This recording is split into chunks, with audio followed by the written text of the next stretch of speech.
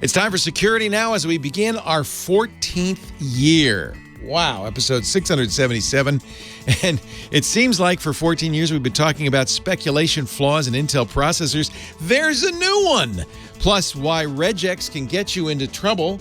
And a retrospective look at this month's Patch Tuesday. It's all coming up next on Security Now. Netcasts you love. From people you trust. This is Twit.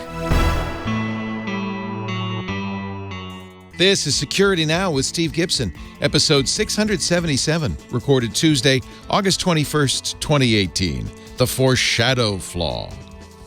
Security Now is brought to you by Wasabi Hot Cloud Storage. Wasabi offers next-generation cloud storage with the highest possible durability and security. See for yourself with free unlimited storage for a month. Go to wasabi.com, click free trial, and use the offer code SecurityNow.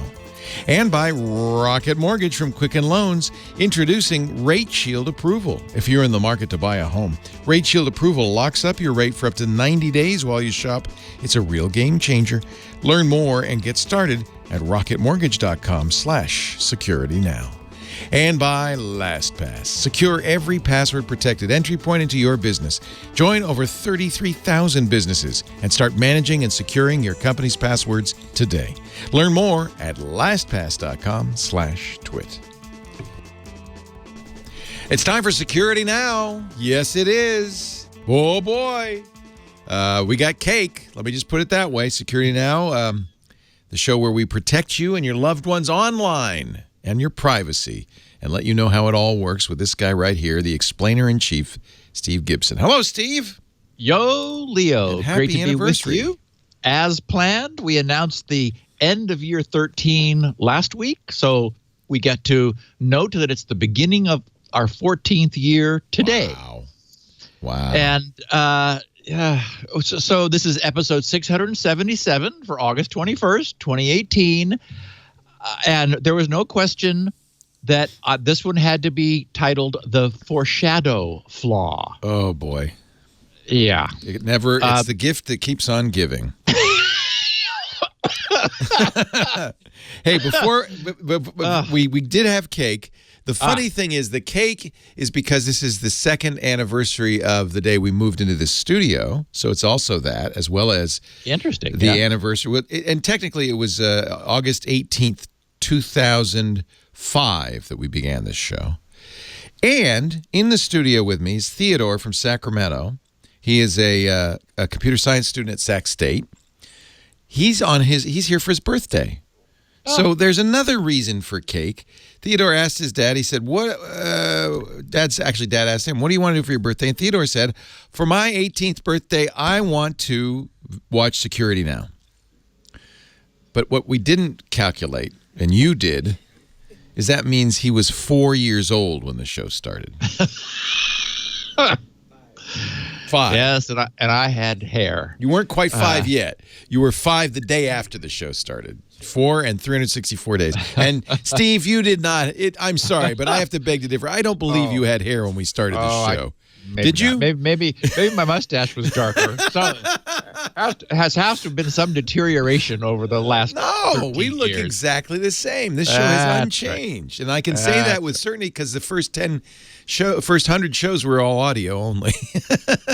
So there's no proof. We do know that the length has grown from 18 minutes to 120, so Honey more than Monkeys was only 10 times longer.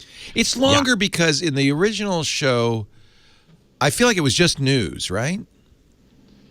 And maybe even just one story. I was sort of sitting around thinking, okay, what are we going to talk about this week?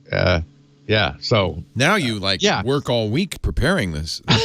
It's become a labor of love. Yeah, a labor for sure. Well, so for example, we're going to talk about the Foreshadow Flaw, which is, as you said, the gift that keeps on giving. As I said at the beginning of the year, when we saw the first crack of this happen, the concept that speculation was a problem I thought, oh, goodness, this is really going to be bad. Well, I learned something that stunned me about what Intel was doing that I still can't get over it, which is we'll get to at the end of the show, which is the consequence of this flaw that I'm gobsmacked, as they say in the UK, over. But we're going to also look at some additional research that was released during last week's USENIX Security Symposium, which took place in Baltimore, Maryland. Of course, last week we were talking about the Black Hat and DEF CON conferences. These security conferences are always fabulous for interesting topics. We're going to take a look at last week's Patch Tuesday details. It's always happening like after I've like during the podcast, so there's no chance to really do anything comprehensive about it. This one was a little more frightening than usual. We've got Skype's newly released implementation of Open Whisper Systems Signal Privacy Protocol, which is welcome and interesting.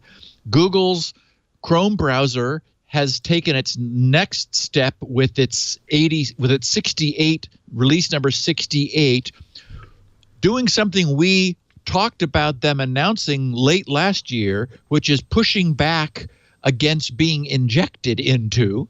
Okay.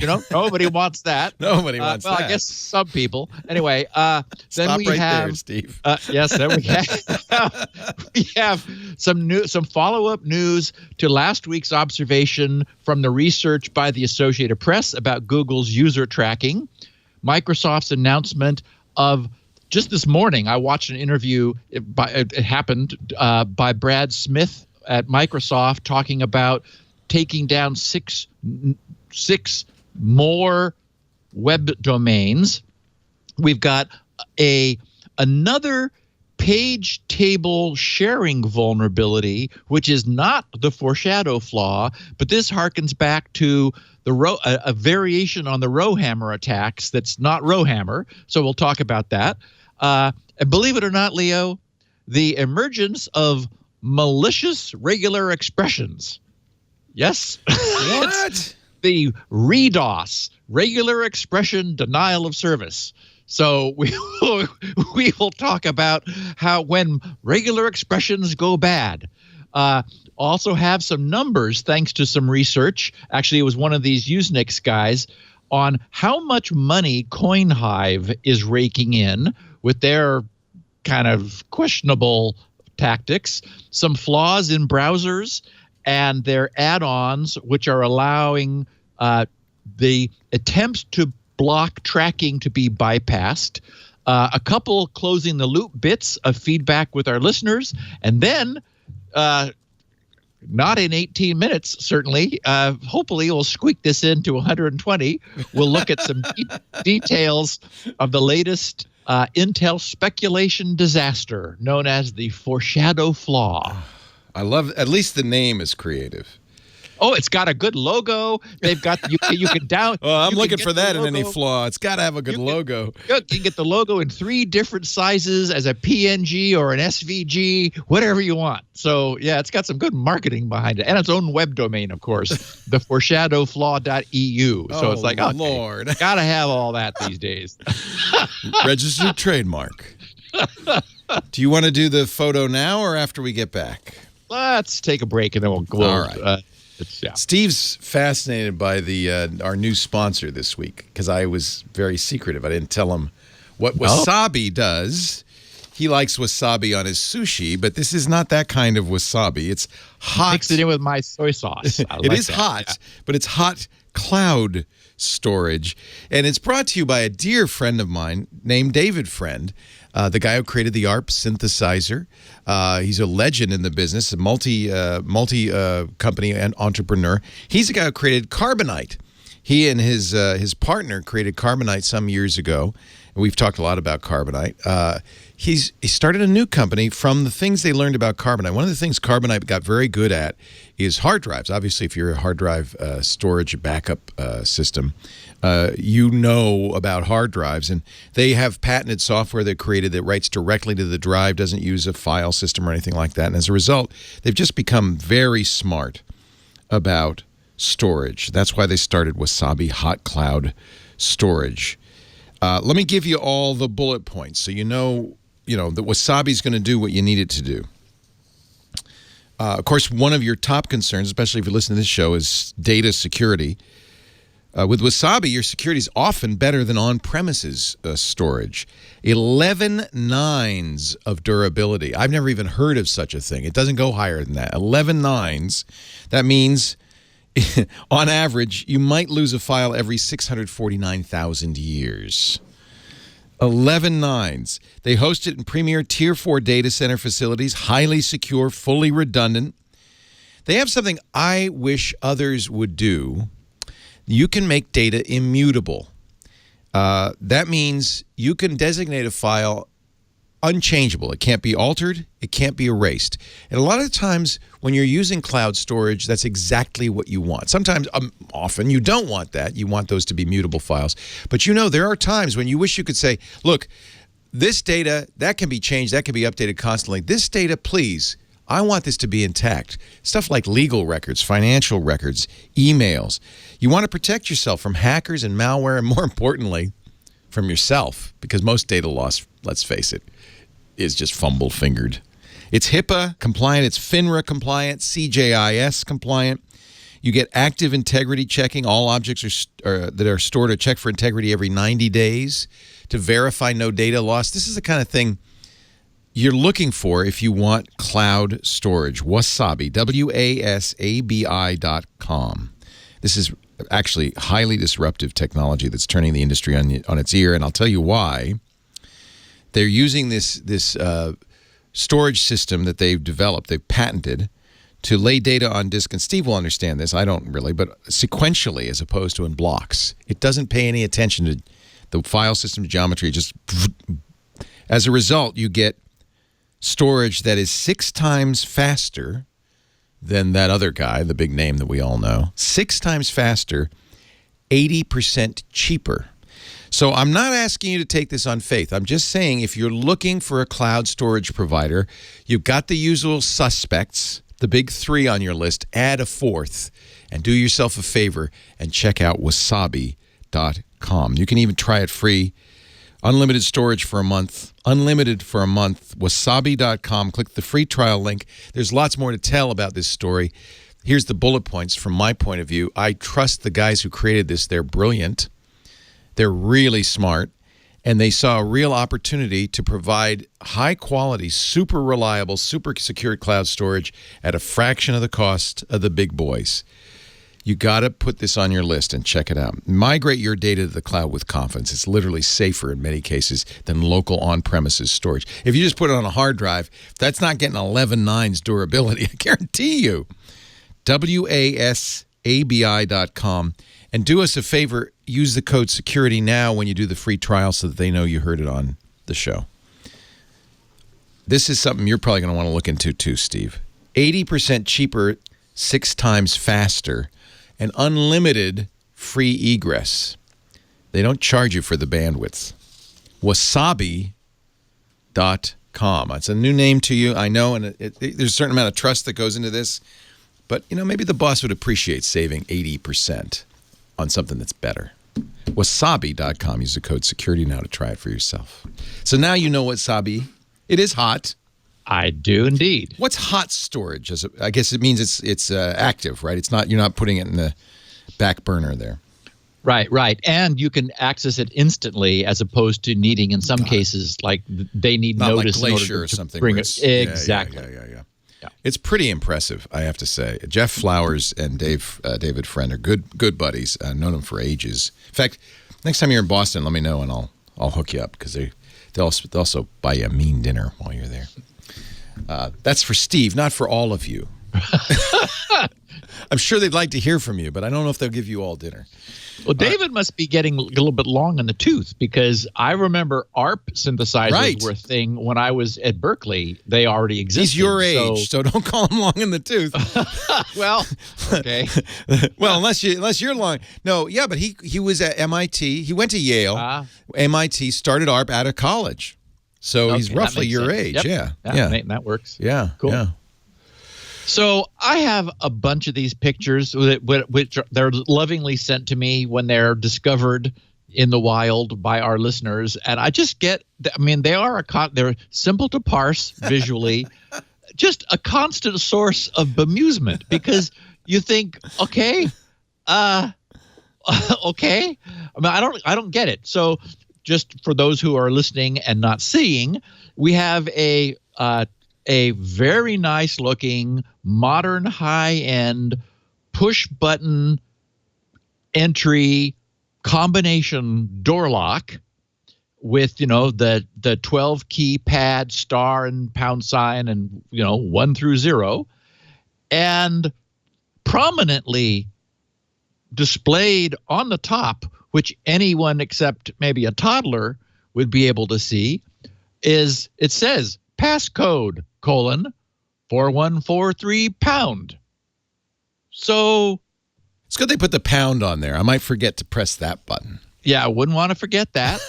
And it's obviously not a secure facility, I hope. I don't really get, somebody must have had ambition for security at some point, but it was just too pesky. It was like, okay, what's that code? And and the cleaning people couldn't get in, and and the fire department was complaining because they need to have entry. It's like, okay, what, forget about this. Let's just, but they didn't remove it. They just said, okay, well, I guess that gives them the option of peeling the tape off and changing the code, or just changing the code. If you left the wrong code on, that would be even more security. I don't know.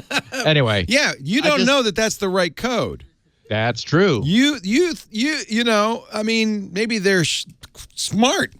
That could really be tricky. Or the secret could be do it backwards. It's actually pound 3414. Or wrote 13 or something. Do a little transformation on that. Anyway, I'm tempted to do a weekly series of these for the foreseeable future, because I have a bunch of them, and they're all different.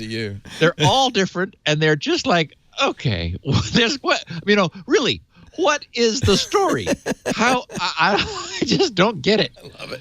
That's like, okay, I wish we'd had you with us yesterday. We shot a piece for the new screensavers in an escape room. Have you ever done escape rooms? Oh, what is so it? much fun. No. It's basically a giant puzzle.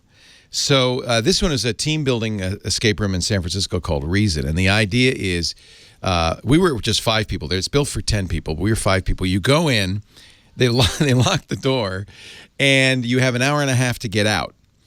And in this case, the scenario was a nuclear reactor is scrammed, and it's going to explode in 90 minutes unless you could figure out how to stop it.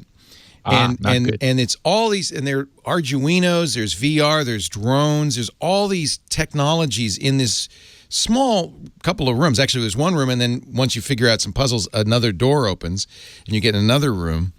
And this puzzle's like, this code. It is really fun because, it's mathematical, it's visual, it's, it was really, we could have used your brain, frankly, because we got out. And communication among all the participants. That's why it's team building, right? Right. Because, I got it over here. What is it? And some people are better at some things, and so you have to figure out who's good at this. The best team got out in 48 minutes. We got out at 98 minutes and 4 seconds. 90 minutes and 4 seconds. It had blown. Ooh. And we got we got out, literally, it blew and the door opened. We were that close. So it was fun. Next time you're in town, I know you want to come up for a squirrel. We'll take you. Yeah. Because you would have probably gotten us out in 48 minutes. Well, would have been fun to interact with everybody. Yeah. So we have last week's second Tuesday of the month, famously now forever branded Patch Tuesday. And again, as I said at the top of the show, it's happening as we're doing the podcast, so there's never really time to go in depth. However, last week we had Microsoft releasing patches for 60, that's not 16, that's 60 flaws, 2 which were actively being attacked at the time of release. I say this because we have a grab bag of problems here, and I think probably, I know that there are people who are annoyed by the updates and they're like, I don't want to reboot my computer now. Certainly enterprises, as we've been talking about, there was that survey that was taken recently by the gal who was an MVP for Microsoft, who asked people, how are you feeling here about all of these updates? And people are grumbly about them. But, and we know that enterprises have been hurt by rapidly applying them without giving them sufficient testing. They feel like they want to test them themselves. Anyway, so sometimes the months are a little more important than, some months of patches are more important than others.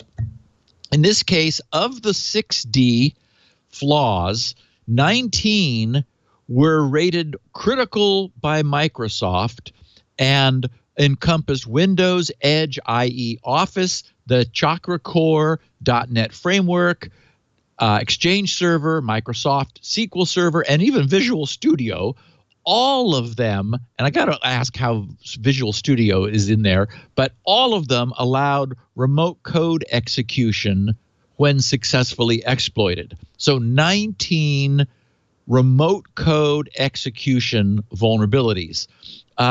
Those 2 that were known to be publicly exploited in the wild at the time, and that is to say also still workable on any still unpatched machines. The first one was an IE memory corruption problem, which affected IE 9, 10, and 11 on all versions of Windows. Probably, they don't talk about XP anymore, but 7, 8.1, and 10, and all of the server versions, which allows remote attackers to take control of any unpatched, as of last Tuesday or subsequently, vulnerable system by convincing users just to view a specially crafted website through IE.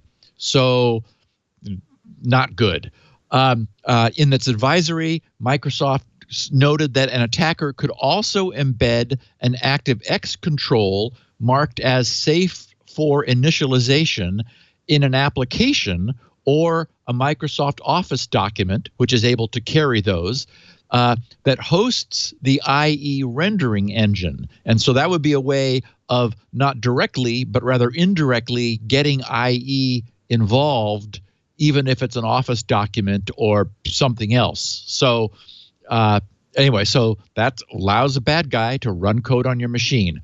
The second publicly known and actively exploited flaw resides in the Windows shell as a consequence of improper validation of file paths. And boy, that's, again, we're always talking about file path exploits and validations. We talked about, the famous ... // as a means of backing back like above the level where you're starting in the directory hierarchy in order to get up to mischief. And that's been a problem for web browsers and for operating systems for a long time. In this case, this flaw, which they don't go into any further detail, but it is now being exploited, allows, once again, arbitrary code to be executed on targeted systems by convincing victims to open a specially crafted file which they receive via email or on a web page. So those 2 are known to be being used right now. That leaves 17 other known remote code execution flaws, which they fixed, and as far as they know, nobody is currently exploiting. SQL Server, both 2016 and 2017 versions, are both vulnerable to a buffer overflow vulnerability that can be exploited by remotely by an attacker. However, they have to be able to somehow submit a query to an affected server. So that seems, I mean, if you've got your SQL Server query port wide open on the internet, accepting queries from unauthenticated queries, you've got bigger problems than that. Slightly dangerous than that. So they'd have to somehow figure out, how to get access to that. But still, we know that hackers are devilishly clever, so you don't want that to be left unpatched. Windows 10 has a PDF-based remote code execution vulnerability. When Edge is left as its default browser, which, again, allows Windows 10 to be compromised by a user merely visiting a website that hosts a malicious PDF, and Microsoft notes that malicious ads can be hosts of content that can trigger this vulnerability. So they're not saying that that they know of this happening, but they're glad that they got this patched, and they would like everyone to fix it. Exchange Server has a vulnerability, remote code execution, which is worrisome since it would support attacks targeting specific enterprises known to be using Exchange Server 2010, 2013, or 2016, all of which were vulnerable until last week. It's a memory corruption vulnerability, which allows a bad guy just to send email to the Exchange server. So that's not a question of a port being open in this case. Everybody's advertising their port with their MX record and DNS saying, please send this email here. And if a bad guy does that with a cleverly formatted piece of email, they can obtain control of the enterprise's Exchange server. So if anybody is listening and has been deferring updating, this is CVE 2018-8302. You're going to want to make sure you're patched for that one, because it's particularly useful for targeted attacks. It turns out that all of Microsoft's currently supported versions of Windows, meaning 7, 8.1, and 10, as well as servers 2012 and 2016, all share the same GDI, the graphics device interface subsystem, which has a vulnerability in its font processing library due to improper handling of specially crafted embedded fonts. Websites are able to ask browsers to download and render fonts on the fly. That's a nice feature for websites, but when your font renderer cannot be trusted, then it creates a vulnerability which can be exploited, and that's the case here.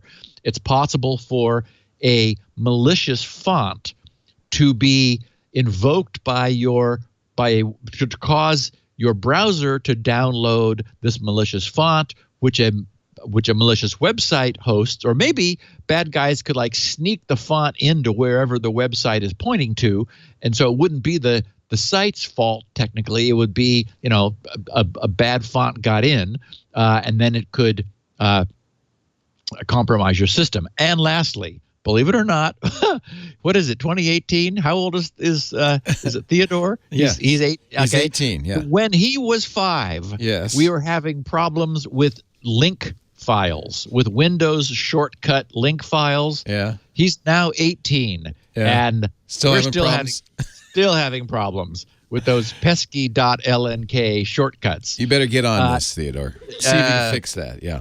I just wish we would stop screwing around with these operating systems. Just leave them alone. Yeah. Because we don't seem to be making any real progress here. A remote code execution vulnerability exists. This is one of those 19 serious, top level problems in all versions of Windows.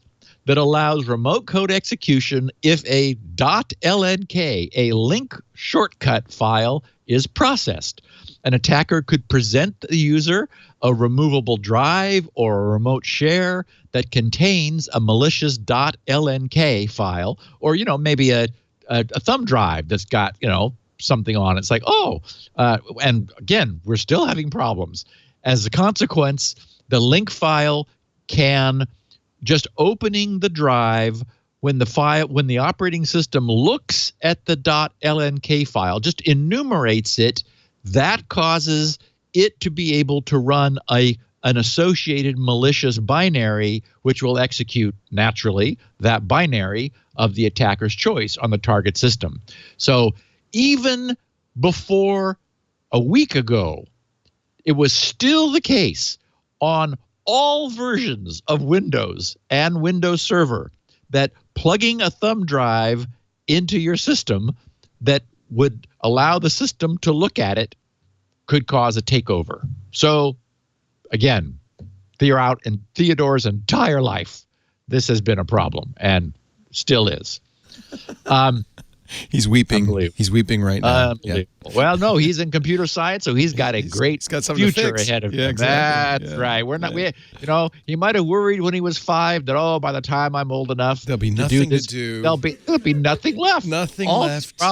Not to worry. It'll all be solved. That's right. The podcast just keeps getting longer and longer as we struggle to deal with what happened in the previous week.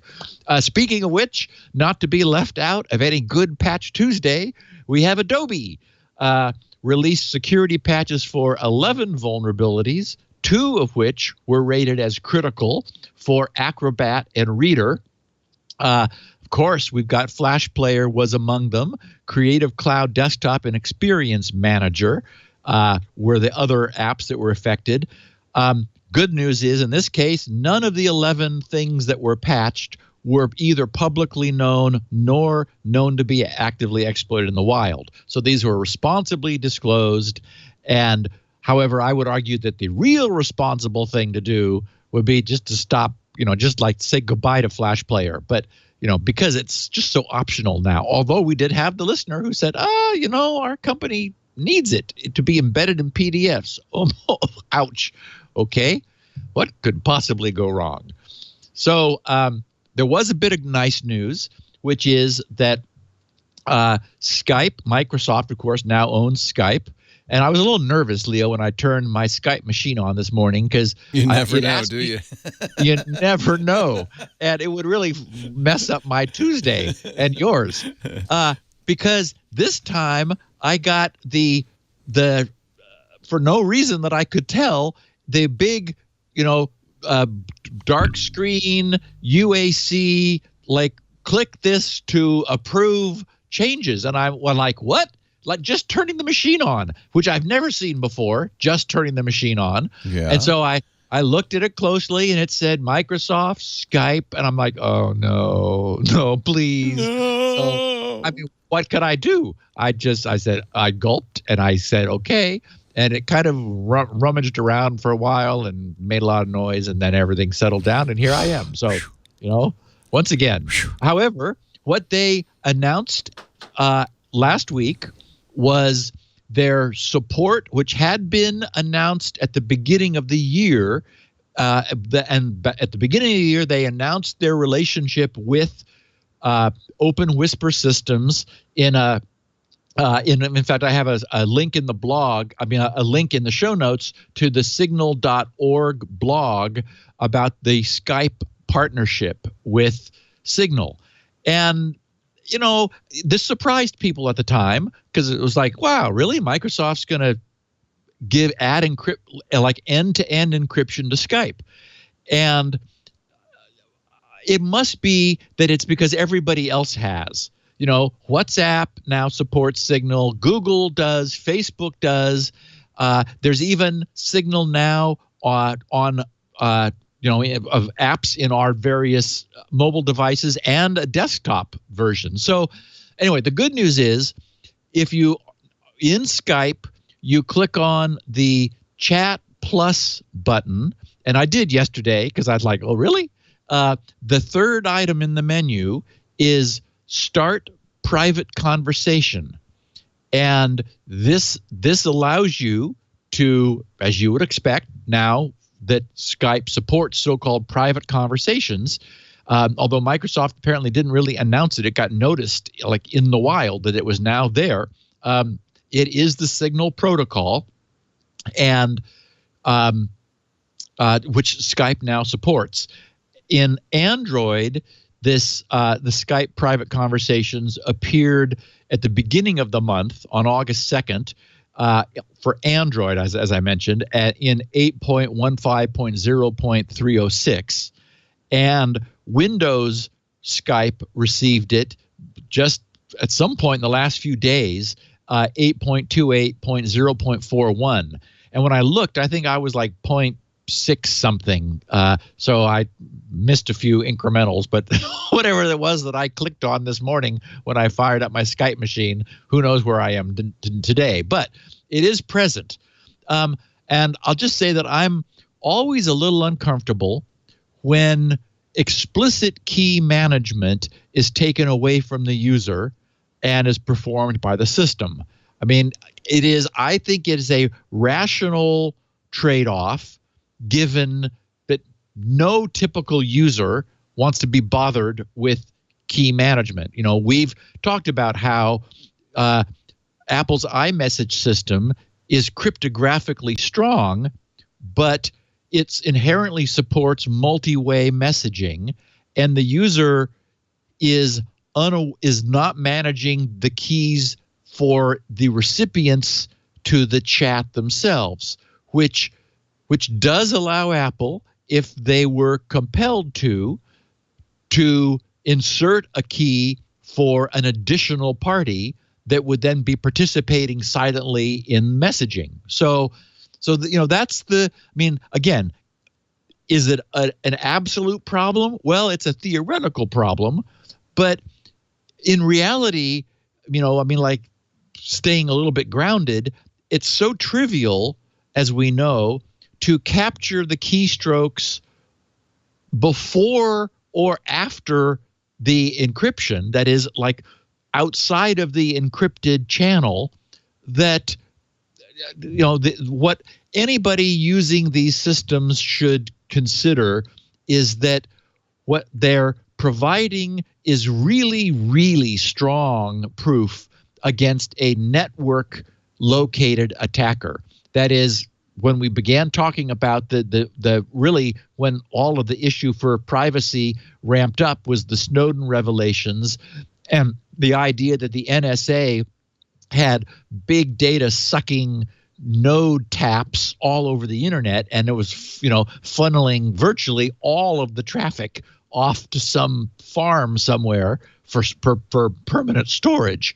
So that's where the real awareness of the need for HTTPS began to happen, and then we learned even that's not safe because of the lack of perfect forward secrecy that allows a key that is subsequently revealed to be used to go back and decrypt what the NSA had been storing all these years. So now we're getting better about that. But in the case of Signal, we have a really robust on-the-wire system that protects against that. But users should remember that the protection is not absolute. That, as we talked about with Android last week, we sort of pounded on Android a bit with all of the man in the disk attack and such, where it is, still very possible for the endpoint to be exploited. The crypto technology, we got that nailed now. We can do bulletproof crypto, but the NSA and law enforcement and other agencies realize, well, fine, let them encrypt as it goes from point to point. We can still stick a tap in outside of that encrypted tunnel. So somebody who's really interested in seriously having untappable communications needs to think about having a dedicated device where they they rigorously refrain from any other use of a dedicated device except that. I would get I would get an iPhone with a known history, maybe brand new, and just not use it for anything else. Install Signal. And would you use Signal? You wouldn't use Apple Messages, obviously. Yes, I would use Signal. I think exactly, because the Signal, if you use the Signal app from Signal, then that's as good as you're going to get. They're taking advantage of the security in iOS. You don't want to just resist all temptation. It would be your secure comm platform if you really absolutely care about security. Because as far as we know, Signal is open source, it's open protocol, thoroughly vetted. It's really been scrutinized, and so you want to put it on a platform that hasn't been contaminated. I noted that Signal is available for Windows, Mac OS, and Linux, and right now there's also a Chrome extension you can use, which is nice. Yeah, I think exactly. Although where I'm headed with this is that at some point it will become part of the Linux distro. It's probably not quite yet. It's hosted on something that's a little worrisome, which makes it only available for 2 of the different types of Linuxes. But my point is, once it became bound into the turnkey distro, you could create a bootable CD. And that would be a very strong security way of doing messaging if you needed to boot a CD that you trusted on a machine that you had some reason to believe. As we know, there are even ways to infect the boot process if somebody was, really, really being targeted. But that would be a way of getting a clean OS boot that already had a really state-of-the-art secure messaging technology built right into it. So I can't think of any real practical way of being more safe and secure than that. And it's got to be safe enough. And speaking of Google's Chrome browser, yes, they are becoming, as I said, no one wants to be injected into, Leo, becoming more proactive against code injection instabilities. Last year, we talked about Google's announcement to developers that they were going to start moving toward making Chrome increasingly intolerant of having code and hooks injected into its browser processes. As we know, software is named. First there was hardware, and then it was like, oh, look, software. It's malleable. It can be changed. So hooking is a long-standing practice when using some sort of add-on like antivirus facilities, which need to access some of a system's internals that the system is not explicitly exposing via an API. Back in the early days of Windows, the early firewalls, the personal firewalls, they were, Windows was firewall hostile. So the early, like Zone Alarm and other early firewalls, had to go in and hook the OS. They installed drivers that went in and modified entry points to the OS itself that gave them the access that they needed to do their function and still let the OS operate correctly. Now, of course, the problem is rootkits do the same thing. They hook the OS in order to hide themselves and do nefarious things. So you can have well-meaning hookers and malicious hookers of API entry points. The question is, does the system want to tolerate them? And increasingly, we're seeing them being abused. And also, there are inadvertent problems that are causing crashes. And this is what Google is arguing. This is the way Google is arguing, is that that not all companies are equally adept at going in and essentially modifying the Chrome internals in such a way that they don't cause side effects. And then there's the problem of Google trying to update Chrome, which may change the nature of some of the things that, for example, an anti-malware program is hooking, thus causing a crash. So at the beginning, in April of this year, Google, as they said they would, so they gave developers plenty of notice. They began alerting users after a browser crashed, which was, they believe, caused by a third party who had injected code. That the user would get a notice saying to update or remove problem applications. And then it said, that was the title of the dialogue, the following application could be preventing Chrome from working properly. And then it would name the application that it had determined had caused Chrome to crash. So they know that they're being hooked into, and they're tolerating it at the moment, but they're moving away from that posture. And so developers have been giving notice. Now, last week, with the release of Chrome 68, actually it was last month, the next phase of this gradual tightening has continued. Now, the advisory nature of the previous warning has been elevated to a commandment. They said, update or remove incompatible applications. And in some of the notices that I've seen samples of, Malwarebytes was mentioned, and Bitdefender Total Security. So there are a couple, user-added add-ons which have caused Chrome problems, which should be put on notice that their behavior is not going to be tolerated much longer.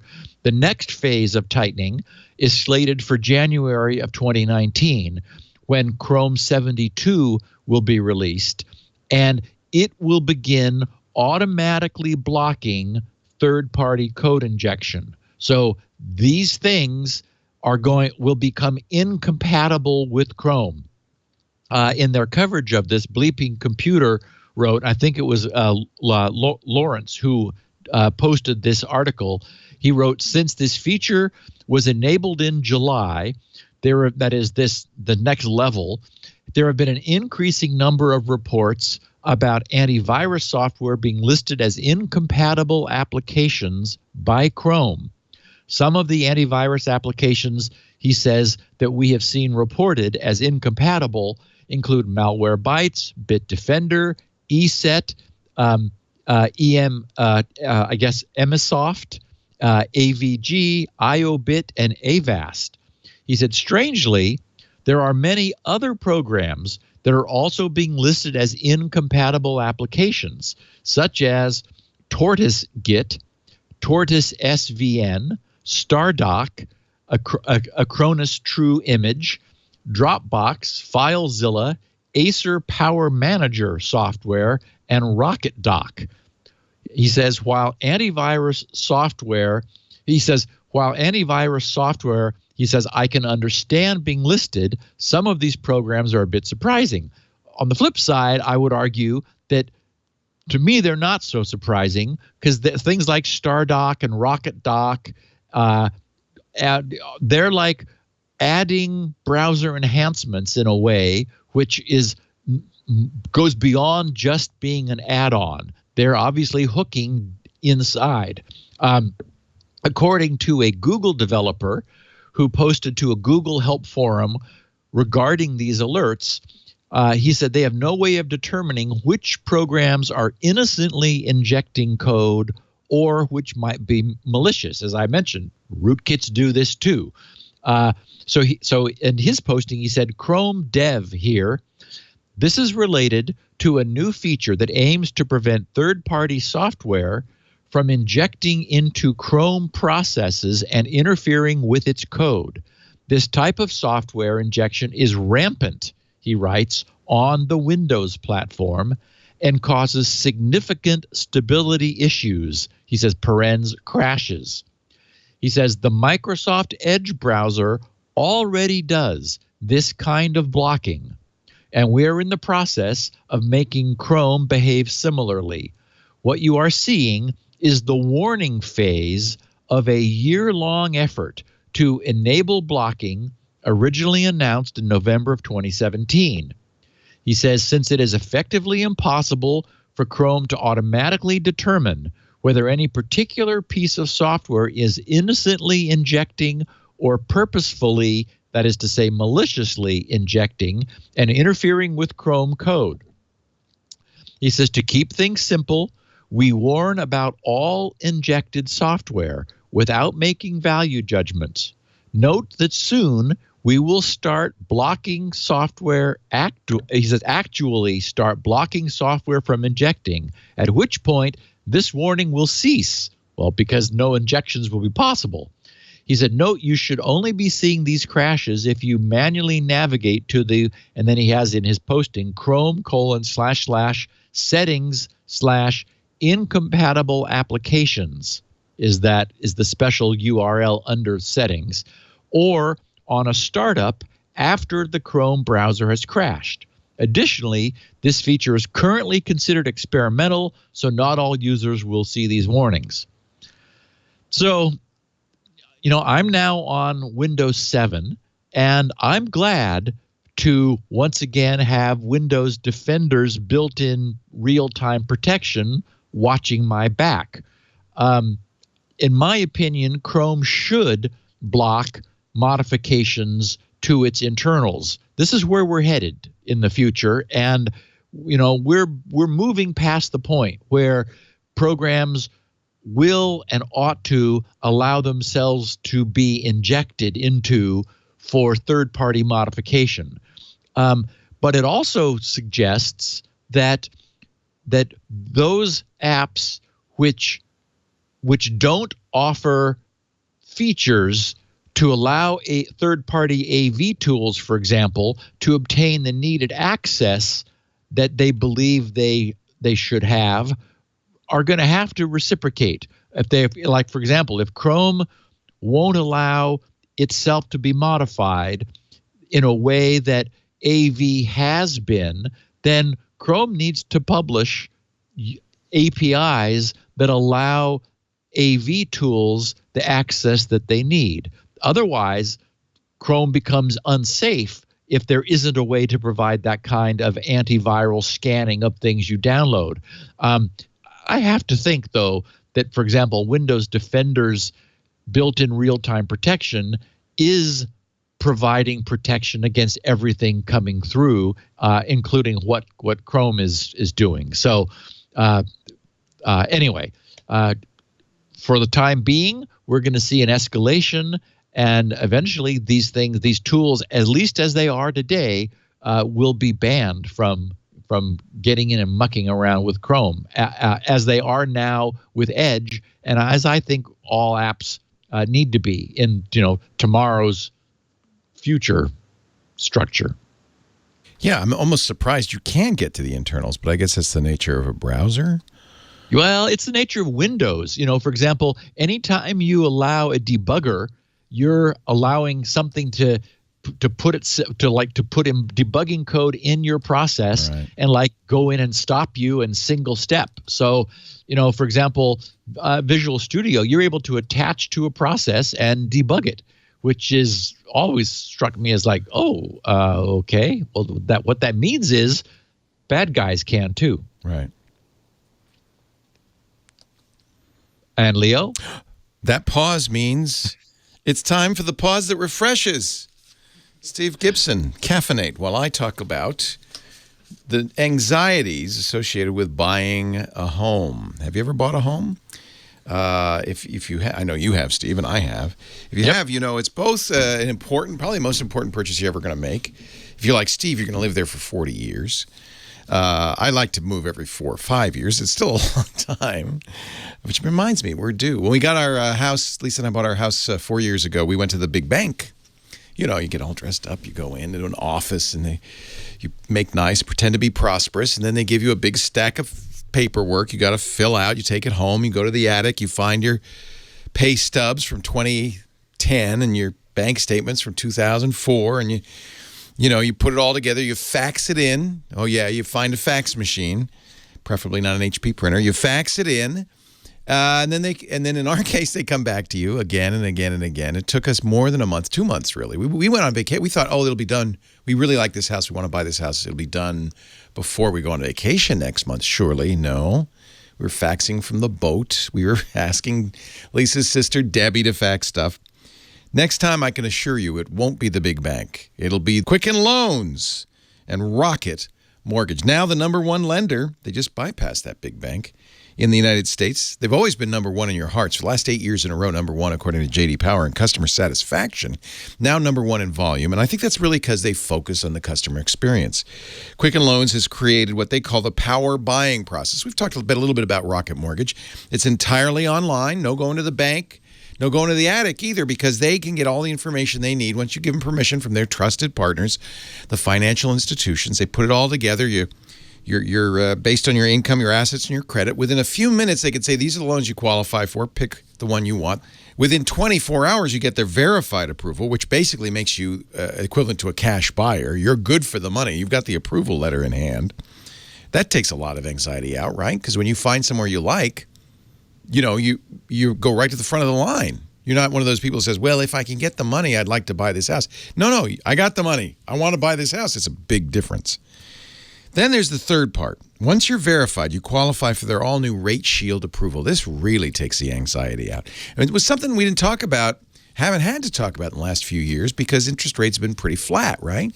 Well, as you may have noticed, they're going up and up and up. And that's nervous-making. As you're searching for a house, you think if we wait too long, if we take too long, this could cost us a lot more money. I mean, a quarter point in interest rate could mean tens of thousands of dollars over 30 years, right? So now the pressure's on, the anxiety's on, and that's the one thing you really don't want to be, is pressured into buying a house. You want to take your time.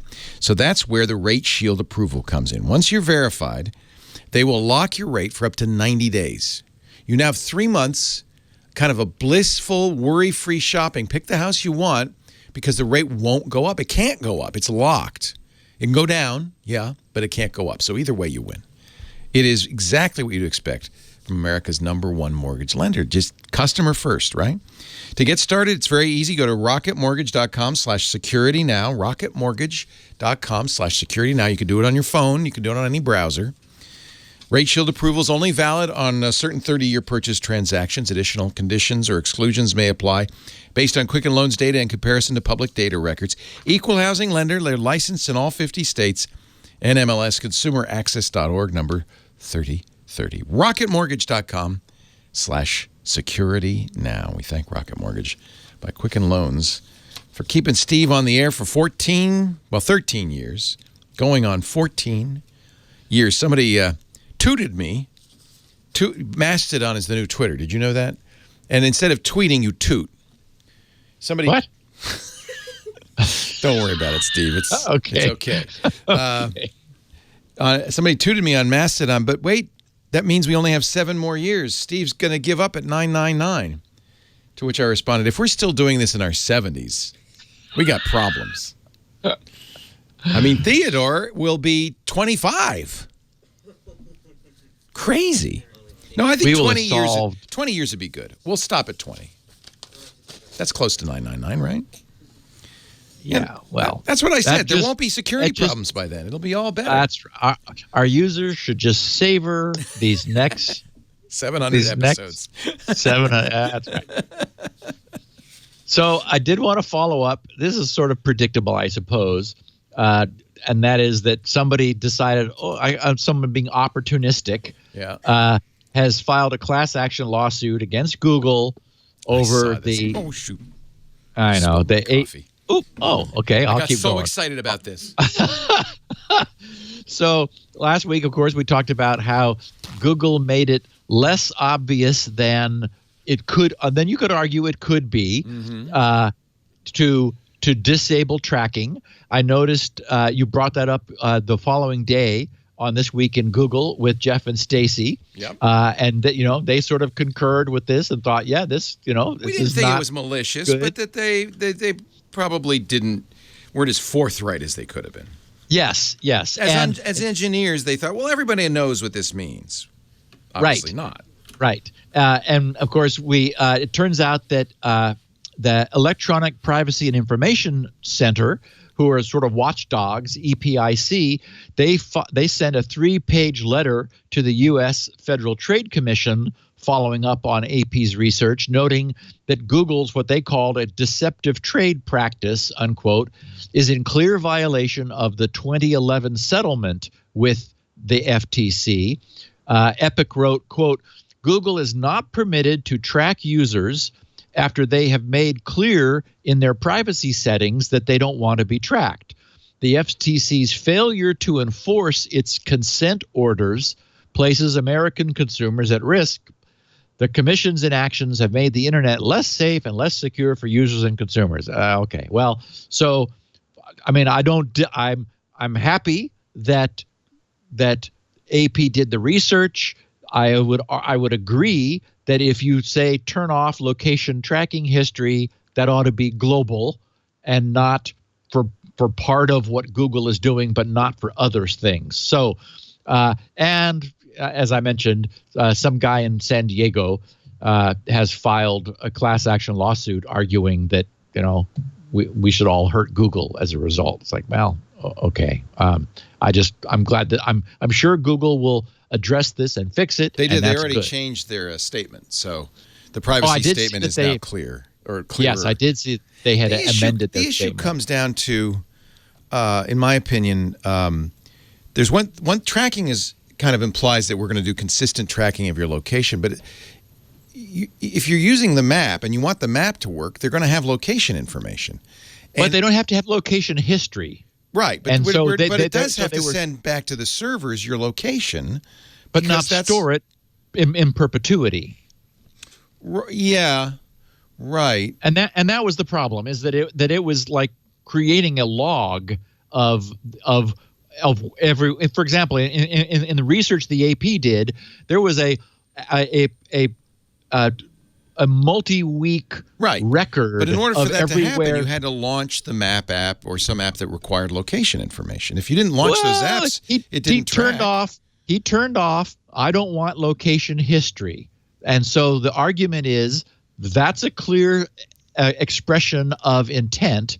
And there is another setting, though, that says turn off location information. Well, it's web apps and sites or something, which isn't clear that it's what it's doing. It needs to be clear. But if you use a map and the map has to get data, it's going to send back to Google where you are, and that's going to be logged. But does it need to store it? Well, and that's what it was doing. It was creating a perpetual log of everywhere he'd been. Only when he launched those particular apps, though. That was the key.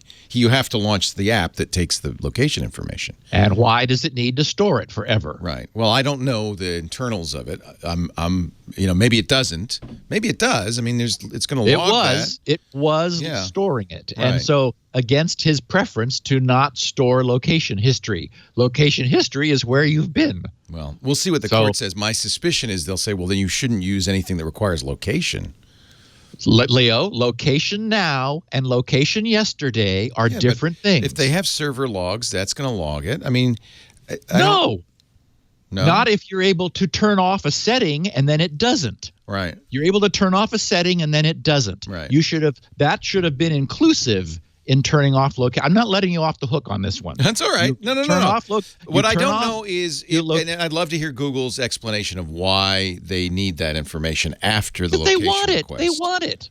We know they want it. Right. And I wouldn't argue that it doesn't improve your experience. It probably does. They're probably offering you additional, oh, look, you're over here or you're back here again. I mean, I'm sure they're leveraging it in some useful way. But the fact that you can turn off that setting and map still works demonstrates that you can turn off long-term storage. And the argument was one setting turn off location history, that should have done both, essentially. Right. It should just be dumb about your location. Yeah, know where you are now, not remember where you were yesterday. Right. If you said, I don't want you to remember where I was yesterday, please, they'll go, oh, ouch, but okay. Right. The issue is really there's two different settings for location. Right. I agree with you. It needs to be clearer what they're storing. And, of course, Google has that consent decree, so I think that they have a legal responsibility to be clearer. I think they're probably going to change it. So. Yeah. Well, they did change. I'm trying to find the new. We've been updating the explanatory language about location history. I'm trying to find the actual language, but I don't see it here. So, I did encounter exactly what you're talking about when I was researching it, and it made it a little clear. I think what's going to end up happening is someone says turn off location history. It'll be a blanket removal of that history. As it should be. I agree. Yeah, and they could pop up something that said, oh, wait, hold on. Do you really want this because blah, blah, blah? And then the user says, yes, that's why I'm turning it off. And that's like, oh, okay, fine. Yeah. Anyway, Microsoft is, I guess, getting really proactive.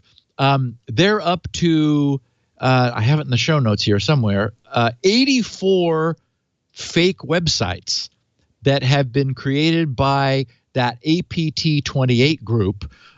It happened that I just caught an interview this morning of Brad Smith, who was talking to Andrea Mitchell. It was his first interview about this because this news was just a few hours ago. He's, of course, Microsoft's president and chief legal counsel. They announced that they had taken down 6 Russian-sponsored fake websites intended to spoof the U.S. Senate and conservative organizations. There's my-iri.org, Hudson.org-my-sharepoint.com, Senate.group, adfs-senate.services, adfs-senate.email, and then also one Microsoft site or spoof site, office365-onedrive.com. So Microsoft has the DCU, the Digital Crimes Unit, and it's interesting to me in the news that it took as long as it did. They disabled the fake websites last week after obtaining a court approval last year. So I don't know, I guess it's a function of where the domains were registered and like working through diplomatic channels and international treaties and who knows what, if depending upon where these sites were registered. But Microsoft believes that they were able to seize the fake domains which they were able to verify were created by APT28, and this is that multi-named hacking group, Strontium, Fancy Bear, Sophacy, Sednet, and Pawnstorm. Various security firms have named them different things as they've tracked these guys down. They're all believed to be this single APT28 group, and Microsoft has used the courts about 12 times now since in the last couple of years, since 2016, to remove a total of 84 fake websites. So, and we talked about this last month during the Aspen Security Forum. Microsoft's VP Tom Burt said that the company had taken down that other fake domain registered to APT28, or registered by APT28, which was targeting 3 congressional candidates. So, it really looks like Russia is involved in messing with our country, and it's good that Microsoft is being vigilant, and I'm sure that the attention has been turned up. Okay, so a couple years ago, we discussed a very clever Rowhammer attack, which leveraged the fact that especially in virtual machine environments, but also sort of in Windows in general, where memory managers found identical pages of memory, they would coalesce the memory so that different processes, or in this case, a couple years ago, different virtual machines were reusing the same, reusing memory that was identical. So, for example, you have a virtual machine environment hosting a bunch of different OSs, and the OSs, if they're the same version, or even if the OS is the same version, they're going to have huge amounts of their own code, which is identical, that is between virtual machines. So it makes a huge amount of sense for the virtual machine manager, as they do, to, in the background, sift through the memory of the various virtual machines they're hosting, looking for identical pages. That is where separate virtual machines have each allocated memory and filled it with the same content.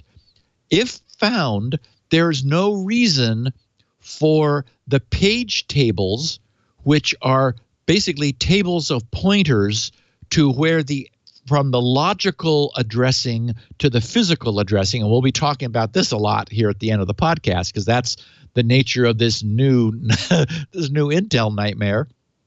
The page tables, where they're pointing to different physical memory containing the same contents, as long as those are marked read only, there's no reason not to alter one of the table's pointers to point to the same physical memory as the other virtual machine, which then leaves one of the two copies of identical memory with no one pointing to it. So it can be released back to the virtual memory pool.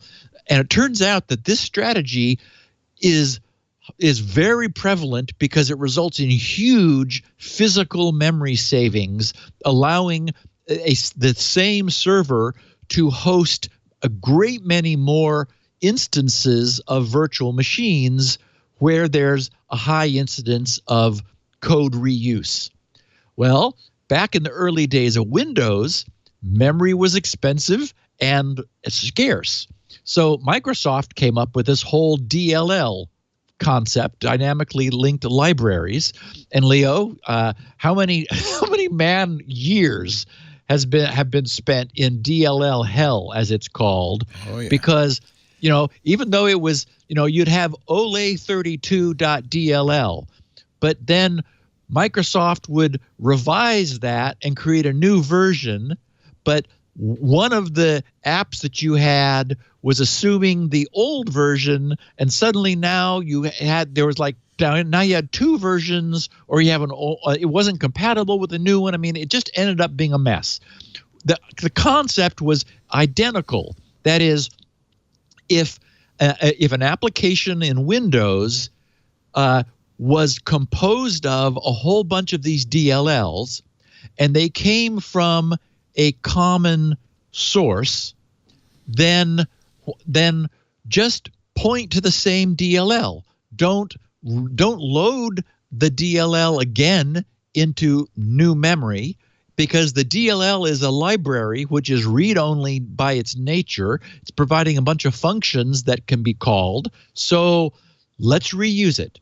So it turns out that that's today's world in Windows. Which is sort of a microcosm of what's going on in the virtual machine environment.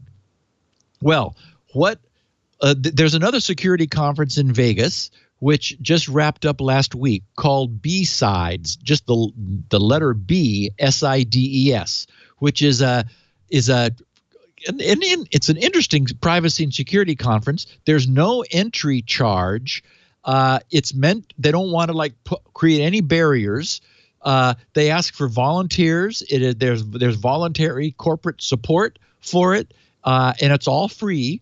There is, there's a limit to how many people that they're able to get in. So you have to sign up early, and they'll give you some preference if you are with someone who is sponsoring the show, or if you volunteer your services and so forth. Anyway, it's another security and privacy conference, much like Black Hat and DEF CON, called B-Sides. It's been going on for a long time. So the researchers with Encilo Cybersecurity revealed and responsibly disclosed to Microsoft a new hack that is effective against the Windows virtual memory page table management. So it's very similar, because what they came up with a new way of abusing the fact that multiple processes in Windows are sharing the same code. That is pointing essentially at a single instance of physical memory. If given that that's the case, and it typically is for all of the highly used DLLs, OLE 32, User 32, what they look for is a flaw in the code, and unfortunately we know that many exist, where the code is instanced into multiple process images, as happens with Windows DLLs by design, even though you could argue these days memory is, like DLLs are little use and more problems than they are a solution. And memory is no longer scarce the way it used to be. Still, it's a system that is just legacy. So what they found was that by finding a vulnerability in one of these shared DLLs, they're able to use the DLL itself to attack, not surprisingly, another process which is also sharing the DLL. And you could argue that probably, like everything running in the system is sharing user32.dll and probably ole32.dll, because those are so highly used. Anyway, their talk demonstrated the problem. They had responsibly disclosed it to Microsoft. It's not clear, however, what Microsoft does about this. It does require that a vulnerability be found in those shared DLLs. On the other hand, Microsoft just fixed 60 vulnerabilities. Many of them were not remotely exploitable, but 19 of them were critical vulnerabilities. The only thing that would clearly remediate this would be Microsoft sort of doing what Intel may end up being forced to do, which is changing the architecture so that there is less sharing than, this is sort of Spectre-esque in that it comes from sharing resources across security boundaries. That's exactly what is happening here with this Encilo. They called it turning tables, as in turning the page tables, and it does create a new way of attacking Windows. I don't know how Microsoft mitigates it, because again, it requires a vulnerability, but it allows you an awful lot of power if you can find one. And Leo, I knew when I was writing this next piece, that you were going to get a kick out of it, because how can regular expressions cause problems? Well, I'm a great grep freak, right? Yes, yeah. Yes. So during last week's 27th USENIX Security Symposium, which I mentioned had been held in Baltimore, Maryland, a group of researchers updated the world on the state of the art in what they named, actually, it wasn't them who named it. It was named in 2012, the so-called RDoS attacks against servers. So although the potential for these attacks has been known and appreciated since 2012, so for the last 6 years, the significant increase in server-side JavaScript on websites. For example, Node.js is a major culprit. Over the past 6 years has made their impact much more significant. So RDOS stands for Regex Denial of Service. And I know. It involves remote attackers deliberately submitting super hairy strings, which present worst case complexity for regular expression parsers. Here's what Wikipedia has to say about RDOS attacks.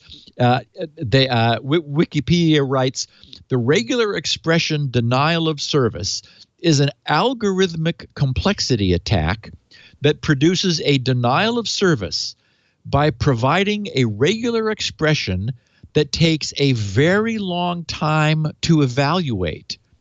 The attack exploits the fact that most regular expression implementations have exponential time worst case complexity, which is to say that the time required can grow exponentially relative to the length of the string that's provided.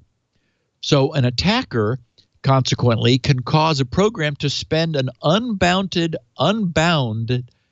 amount of time processing by providing such a regular expression, either slowing down or becoming unresponsive. So welcome to the world of malicious regular expressions. So we ought to step for a second and synchronize our listeners. I remember, I think I first encountered regular expressions, well, obviously a long time ago, but I think it was Perl, where, of course, they Perl are is the best grep tool. Yes, ever. with great abandon. A regular expression, it curls the toes of a programmer who loves code because they are so powerful. It's essentially an ASCII shorthand for specifying patterns and pattern matching and substring replacement. I mean, it's very much like Perl. It's just like sort of a Swiss Army knife thing. But the idea is you can do things like you can say find an expression that find a substring in a longer string where the first character is A, then there's one or more non-A's, then between 2 and 3 B's, but not followed by a C. I mean, believe it or not, you can express that what I just said can be expressed with this funky regex regular expression language. And every time I've been using regular expressions, I just think to myself, boy, I'm sure glad nobody ever asked me to write to create an implementation of a full regex parser, because it's just got to be a nightmare. I mean, imagine the code which is able to accept an alphabetic with special characters and things statement that understands it, and then on the fly essentially builds a little machine that then processes the string you give it in order to find it. Oh, and you can say, and once you've done that, find the longest substring in the string for which that is true. That's called greedy. That's a greedy regex. A greedy match. Exactly. Here's an example of a very common regex that's just for phone numbers. This is how you would match a 7 or a 10-digit phone number. Actually, more than 10 digits because it does the country code as well. Okay, read that for our listeners, Leo. Okay. Just to give them a sense. I think I can. I'll do a dramatic read it. Oh, please. Caret, parenthesis, backslash plus backslash D, bracket 1, comma 2, bracket, backslash S, close parenthesis. Oh, I'm just beginning. Question mark, backslash, parenthesis, question mark, backslash D, brace 3 brace, backslash, paren, close paren, question mark, open bracket, backslash S dot, minus bracket, backslash D, open brace 3, close brace, open bracket, backslash S dot, minus, close bracket, backslash D, open brace 4, close brace, $sign. Now, that actually, I mean, I can look at that pretty much, right? Yes, I know that handles country codes on the front end. Because you have one or two, a plus sign with 1 or 2 digits. Yeah, so you and I can look at that and read it. I mean, that's what. This isn't too bad. Yeah, once you understand regex, you can look at them and read them. But again, imagine writing a piece of code, a generic piece of code, which is able to understand. My guess is the reason it's so everything else. The reason it's so hard for a human is because this is designed to be easier for a machine to parse, rather than vice versa. Do you know what I'm saying? Right. That the harder it is for a human to understand, the more likely that it was designed by an engineer to be easy for a computer to understand. Can you say fourth? I like fourth. I should look at the a parser back. But it's so. I'll tell you what. I don't think it can be that hard because there's so many of them. Regex is everywhere. Most people copy the Perl standards, but it was only written once, and then everybody else said, everybody just pasted "Oh, it. thank God!" He just pasted it in.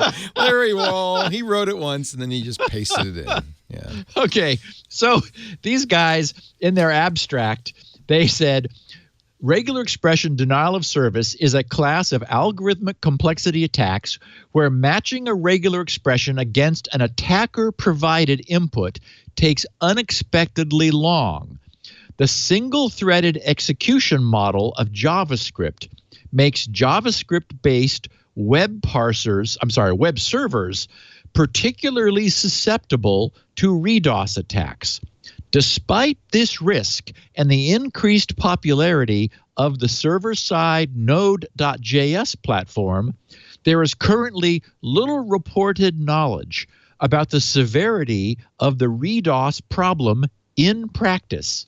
This paper presents a large-scale study of RDoS vulnerabilities in real-world websites. Underlying our study is a novel methodology for analyzing the exploitability of deployed servers. The basic idea is to search for previously unknown vulnerabilities in popular libraries, hypothesize how these libraries may be used by servers, and then to craft targeted exploits. In the course of the study, we identify 25 previously unknown vulnerabilities in popular modules like Node.js and test 2,846 of the most popular websites against them.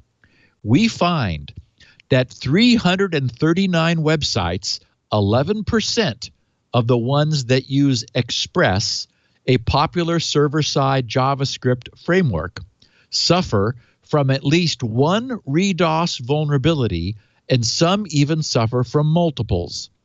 A single request can block a vulnerable site for several seconds and sometime much longer, enabling a denial of service attack that poses a serious threat to the availability of these sites.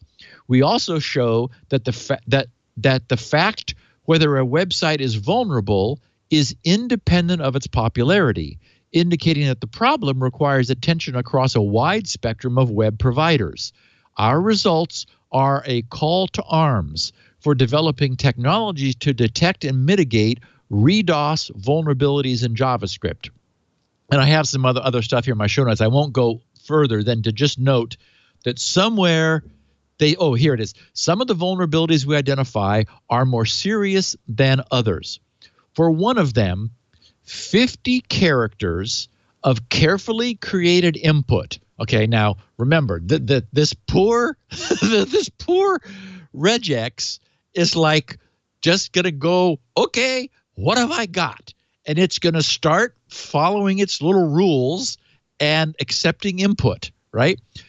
For one of the things they found, a 50-character input carefully created can block the server for 10 minutes. So it could take a website offline for 10 minutes. And frankly, I'm not surprised, because what's happening is, I mean, like the way we got into this is that web developers and you know, parsing that phone number is a perfect example, Leo. We've all gone to forms where we've filled out a form, and like, you know, some of them don't want parens and hyphens in the phone number. They just want the digits. Yeah, I always think of that as lazy. You're right, but it's just lazy. They didn't want to write the regular expression to parse it. Right. And now hopefully that's JavaScript running on the user's browser, in which case it's just going to like lock up their browser and they're going to go, what the hell? Right. And then, close it and start over. But what can happen is, and that's the case with these Express-based servers, where the very much like active server pages, which is a server-side scripting, you can do JavaScript side scripting where you're producing pages on the fly, and certainly PHP is similar. You can imagine that the person developing the script, they're not thinking in terms of worst case strings being given to that maliciously. I mean, even if they even know about like what would be a problem for the server to parse, they're just wanting to solve their problem. And essentially what this has cleverly demonstrated is this awesome power of a regex can be used to like maliciously feed a server 50 characters that will bring it to its knees for 10 minutes. And then when it comes back, give it another 50. So a very low bandwidth attack that can keep a website offline. And I guess, after that had been happening enough, somebody would scratch their head and say, what the heck is going on here? Like, why is the processor pinned at 100% for like receiving a string? And then they'd figure it out. Just incredibly clever. It makes sense, though, because it's kind of like dividing by zero. It probably isn't too hard to come up with a string that would just break the parser. Just like, yes, almost put it into an infinite loop, trying to like, wait, okay, now I did this. Backtrack, now what about that? Backtrack. Exactly. Some German researchers also presented at USENIX. 4 German researchers published a paper titled "Digging into Browser-Based Crypto Mining." What they found was interesting because they were able to put some numbers to what we've been talking about in various forms for the past year. And we're running a little short of time, so I'll keep this short. Their abstract says, mining is the foundation of blockchain-based cryptocurrencies such as Bitcoin, rewarding the miner for finding blocks for new transactions. Monero, which of course we've been talking about recently, is a recent alternative cryptocurrency which enables mining with standard hardware, in contrast to special hardware, ASICs, as often used in Bitcoin, which paves the way for browser-based mining as a new revenue model for website operators. In this work, they write, we study the prevalence of this new phenomenon. We identify and classify mining websites, on a large corpus of websites and present a new fingerprinting method which finds up to 5.7 times more miners than publicly available blocking lists. Our work identifies and dissects CoinHive, not surprisingly, because it's the one we're always talking about, and it is the most popular, as the major browser mining stakeholder. Further, we present a new method to associate mined blocks in the Monero blockchain to mining pools and uncover that CoinHive currently contributes 1.18%. Okay, CoinHive currently contributes 1.18% of mined blocks, turning over Moneros worth $250,000 per month. Whoa. Per month. CoinHive is making $250,000. They go on to explain about the reason Bitcoin isn't used is that ASICs, the nature of the Bitcoin hard problem, deliberately submits itself for exploitation or solution by ASICs, whereas Monero is deliberately designed to be ASIC hostile and CPU friendly. Thus, it has been the chosen coin for the realm of browsers.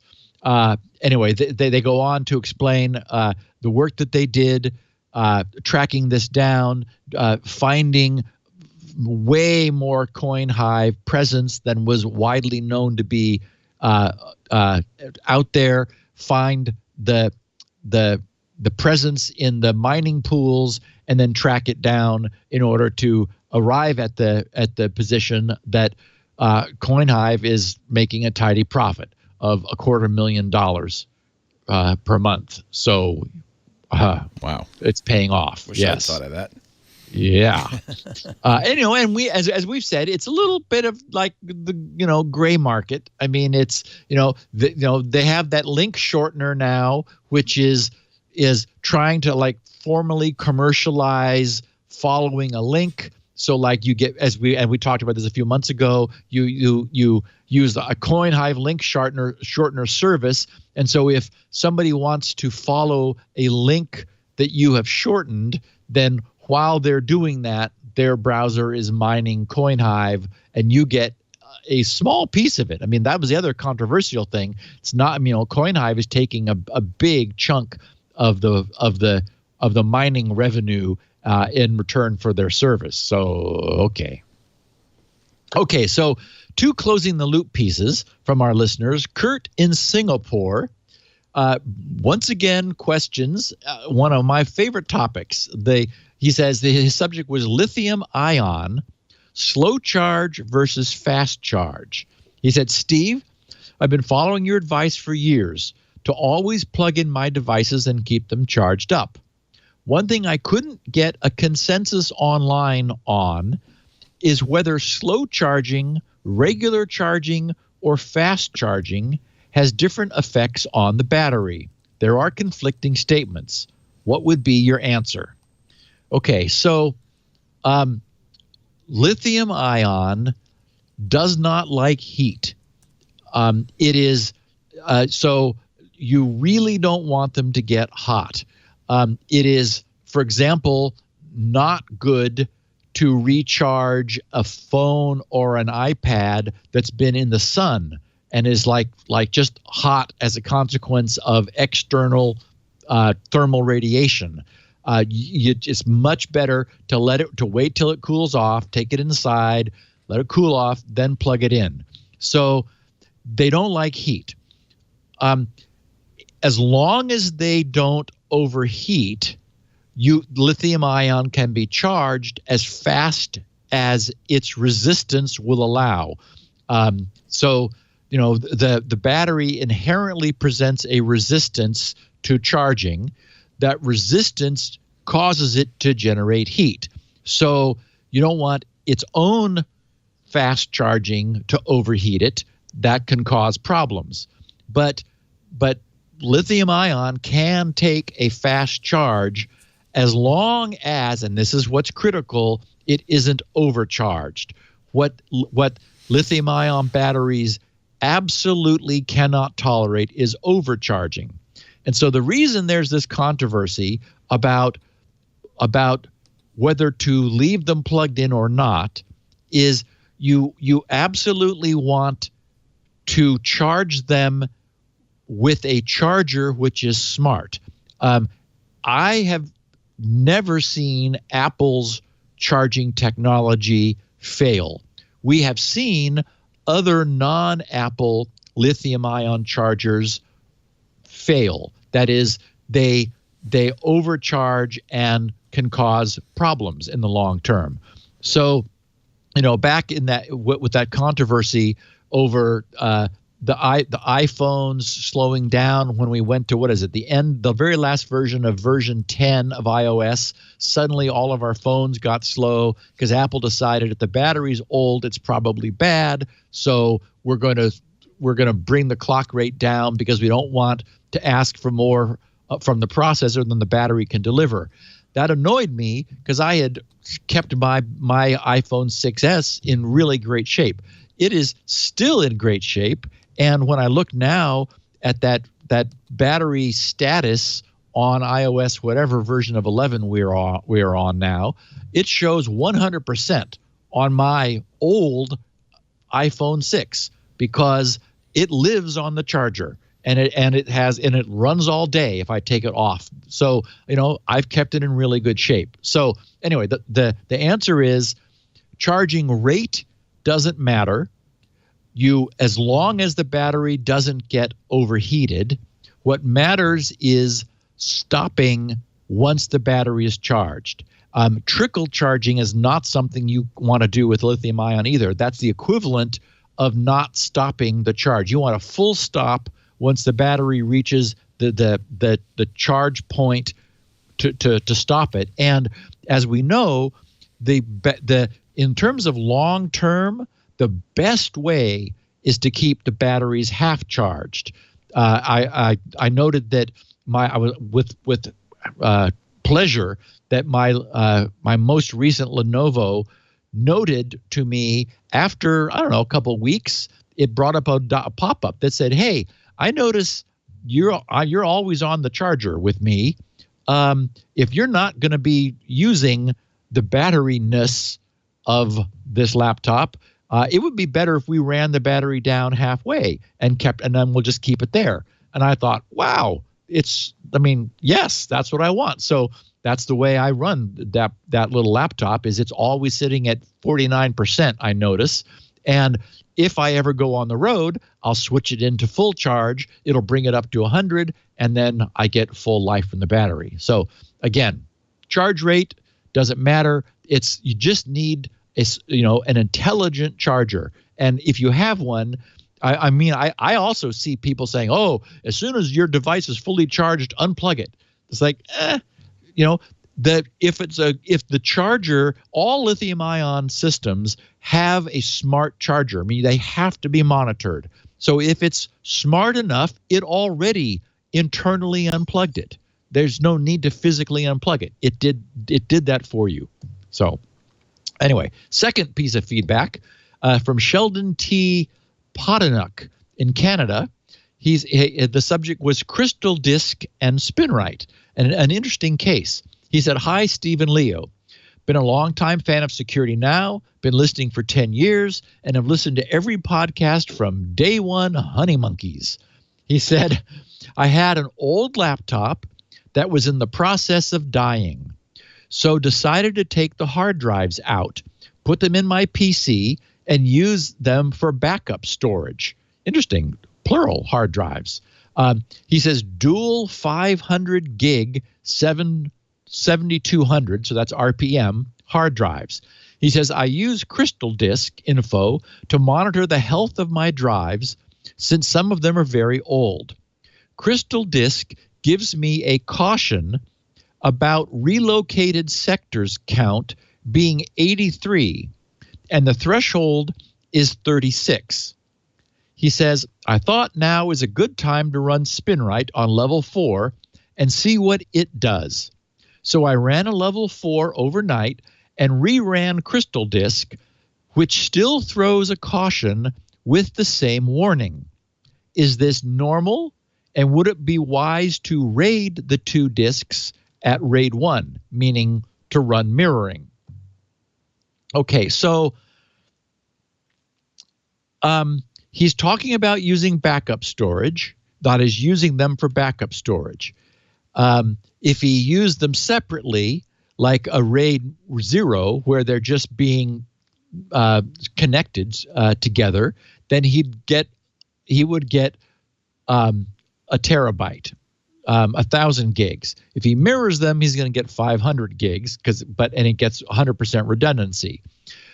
SpinRite is interesting here because it didn't make the drive worse. That is, nothing changed. And the drives were in a laptop. Apparently, he says an old laptop for a long time. So it's a bit of a judgment call, but maybe because they're being used for backup storage, they're less critical, for one thing. And the fact that SpinRite didn't worsen their condition, to me, that's the most significant indicator. Because if the drives were really not doing well, SpinRite would have been expected to push the relocated sector count up and the health down, which Sheldon says did not happen. The fact that they're in a laptop means that over time they could have accumulated damage, actual damage, due to just physical bouncing around and their presence in a laptop over time. Laptops are a rough environment for hard drives. And so the drive could be in absolutely good shape. And frankly, if you run SpinRite on level 4, as we know, that's a workout. And it does increase relocated sector counts, and it does push the smart health indicators down all the time in drives which are becoming soft. It doesn't feel like these are becoming soft. It feels like they actually have had sectors taken out of service, probably more to laptop-based accrued damage than to the drives getting old. So based on the evidence, I'd let them keep running. I think they're probably in good shape. Run SpinRite on them occasionally, as you have been, Sheldon. And if this changes, then that would be reason to take them out of service, or maybe, double them up and run them in a mirror configuration. But at this point, there's no reason to believe they're about to die. I think they're probably happier no longer being in that laptop and being bounced around. Let's take a little teeny weeny break and then foreshadowing. I'm foreshadowing the foreshadowing. It will be coming soon. Our show today brought to you by LastPass. Nothing to see here except the password manager you need to use. And if you just go to lastpass.com/twit right now, we need speak no more of this. You're still listening? Okay. Well, maybe I can convince you that this is the right way to store your passwords. I think back to a good friend of mine, an engineer who used to work at a podcasting network you may have heard of. He, you didn't want to have to remember the logins and passwords for the SQL server and the website. It was too much trouble to keep track of all that stuff. Instead of getting LastPass, he put it all on the web, on what turned out to be a publicly available website. We don't think we lost any data, but I can assure you that after that, I said, let's give LastPass to every employee and let's use it as a corporation as well. We use LastPass Enterprise and offer LastPass as a benefit of employment so that all of our employees not only protect our passwords, but protect their passwords too. One of the nice things about LastPass, if you use LastPass Enterprise, your enterprise login, you just merge it I don't want to say merge because that sounds like your passwords become part of the enterprise vault. They're not, but you can also have it log in at the same time to your vault. And once you give that permission, you only log in once. In fact, I can make it even better. If your company uses Microsoft's Active Directory, you can use your Active Directory credentials to log into LastPass. So now it's much easier. One password and gets you into everything. Why LastPass? Well, I think Steve's covered this pretty well. We did an interview with Joe Segrest, the creator of LastPass. You looked at all the code, and it's very clear that passwords are a problem. We have to remember lots of passwords for lots of websites and applications. It's not just passwords. I trust LastPass so much. It's an encrypted vault that I could put private data in, that I put my passport, my driver's license, all my credit card numbers, everything that I wouldn't want to store on Dropbox or somewhere like that, I put in LastPass because LastPass is end-to-end encrypted. Even LastPass can't access it. Good, strong encryption. They use that PBKDF, right? That derivative function. I have to look at LastPass. They've upped the number of the standard number of. You saw that? Derivatives. Yep. But that's great because that means brute forcing is even difficult. These guys are smart. They know what they're doing. LastPass has a password generator built in that makes it easy for your employees to create unique random passwords. That's another problem. Employees are using the same password over and over again because that's easier, right? LastPass can ensure that they not only generate passwords, but they store them in the LastPass vault. You can share passwords. We were talking about a recent study that showed that people shared passwords like crazy when it comes to, their over-the-top services like Netflix. And then somebody sent me an article from England about members of parliament who couldn't remember their logins and passwords, so they just gave their aides and assistants the passwords and said, I just asked them. Maybe we should introduce the British Parliament to LastPass as well. We do have password sharing, lots of it going on here at Twit, but we do it through LastPass. And you can control what gets shared. In fact, if I share a password with somebody, they don't even necessarily see the password. They don't get the right to change it. They just get to use it, and I can revoke that anytime somebody leaves the company, no problem. It's easy to restrict access for whatever reason. You can set lots of policies. There's over 100 policies for password requirements. You can enable password resets that have to go through you.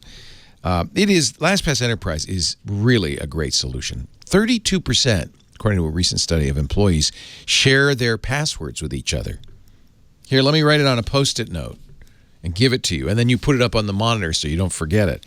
Get LastPass. Don't subject your organization to that kind of nightmare. Don't put a little note on the Schlage lock on your door that says, "Here's the passcode." That's dumb.